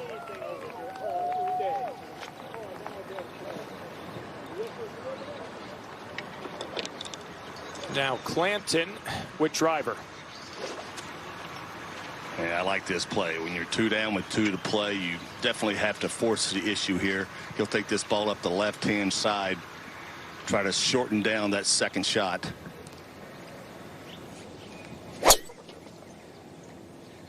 What? Stay short of it. Stay short of it. Yeah, he kind of hit a little low peeling cut that needs to slow down. Yeah, that's the bunker. But you can't see that part from the tee, and that is really going to be difficult. Clanton had to take it on in desperation mode. 2 down against Butler. A national title will be determined here in the next couple of holes. The national championship coming down to the anchor match, and Billy Ray Brown assessing the tee shots here at 17. Well, Butler was going to be first to play, but I want to update you on Luke Clanton. He has driven the ball in the bunker on the right-hand side. Underneath the lip of this bunker, he's going to be hard-pressed to get this ball to the green. Now, Butler's got 178. and a clear shot to the hole. And Clanton 2 down. He's battled back from a lot of adversity in the other matches, but didn't put a good stroke on that birdie putt at 16. And Billy Ray, J.M. Butler first to play. Yeah, as I said, 178 yards. He's not even thinking that right now. That hole's position on the right-hand side. There is some fall off on the right and the left as well. But if he's just looking just a bit left of this flag, don't want to really miss right. It's a tough little pitch. Yeah, 167 to the front is probably the number that he's trying to reach. And anything left of the hole is much preferable, but he takes it right at it and really puts the pressure on now. What a wonderful play given the situation. I would like to know if that was where he was aiming. He caught it solid, don't get me wrong. That might have to be a question. You never know. I think that might have to be a question.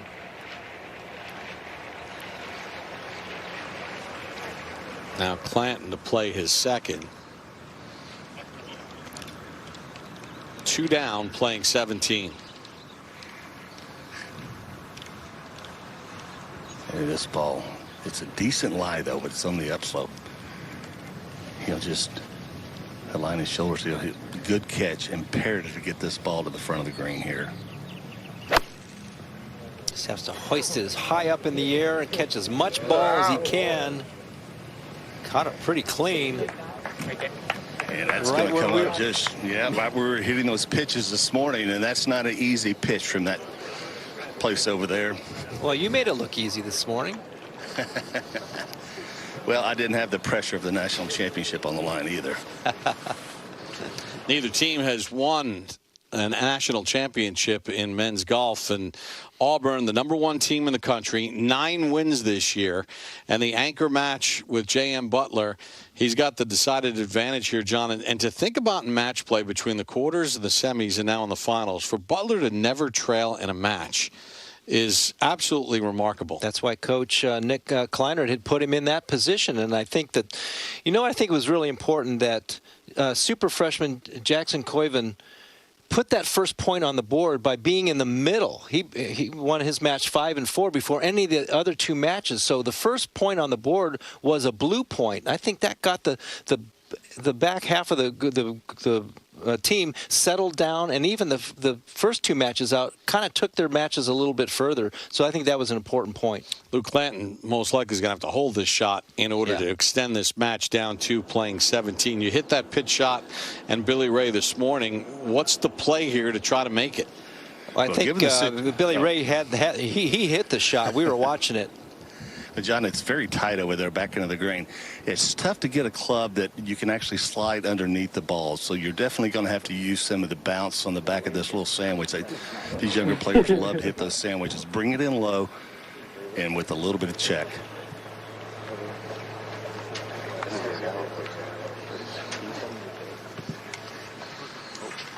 Yeah, you see the lie right there. It's a clean lie. Might be a little tight, but this is doable.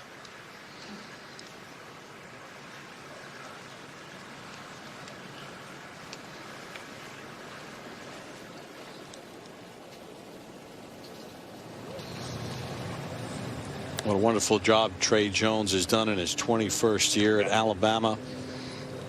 9 NCAA appearances. Both teams reaching match play, championship match play for the first time.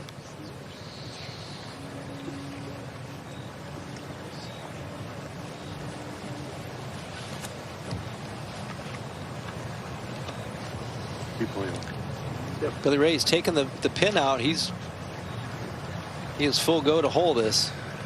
Well, he has to, basically, with his opponent. Butler in there close for birdie. He has to win the hole to extend the match. Yeah, I think he has to land this on the green to take any inconsistencies out around those sprinkler heads. Oh, it hit the back of the hole. Just carrying too much pace. You have to ask the question now, because that ball hit center cut. If the flag was in. I'm not sure it was stayed in, but that was a wonderful try there by Luke Clanton. That was a beautiful contact, great catch, kind of checked and released. Might have had a little bit too much speed, even if the flag stick was in, but what an effort. Luke Clanton gave it a run, needing to make it for birdie to force J.M. Butler to have to make his, and now Butler has 2 putts for Auburn to win their first NCAA Men's Division I Golf Championship.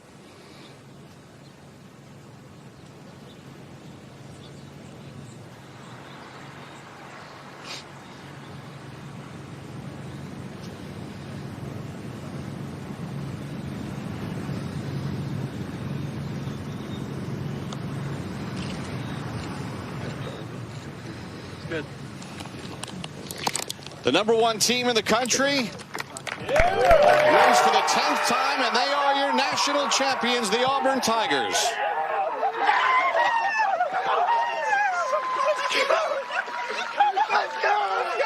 You don't think this doesn't mean anything to these players?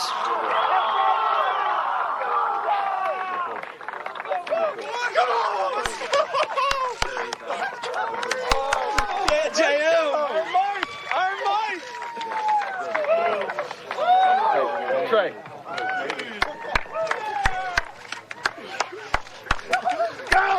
Dude, on you, bird.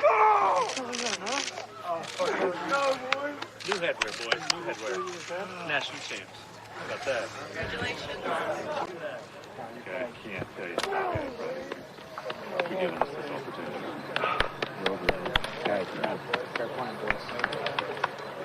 Roll back. Let's go. Best team ever.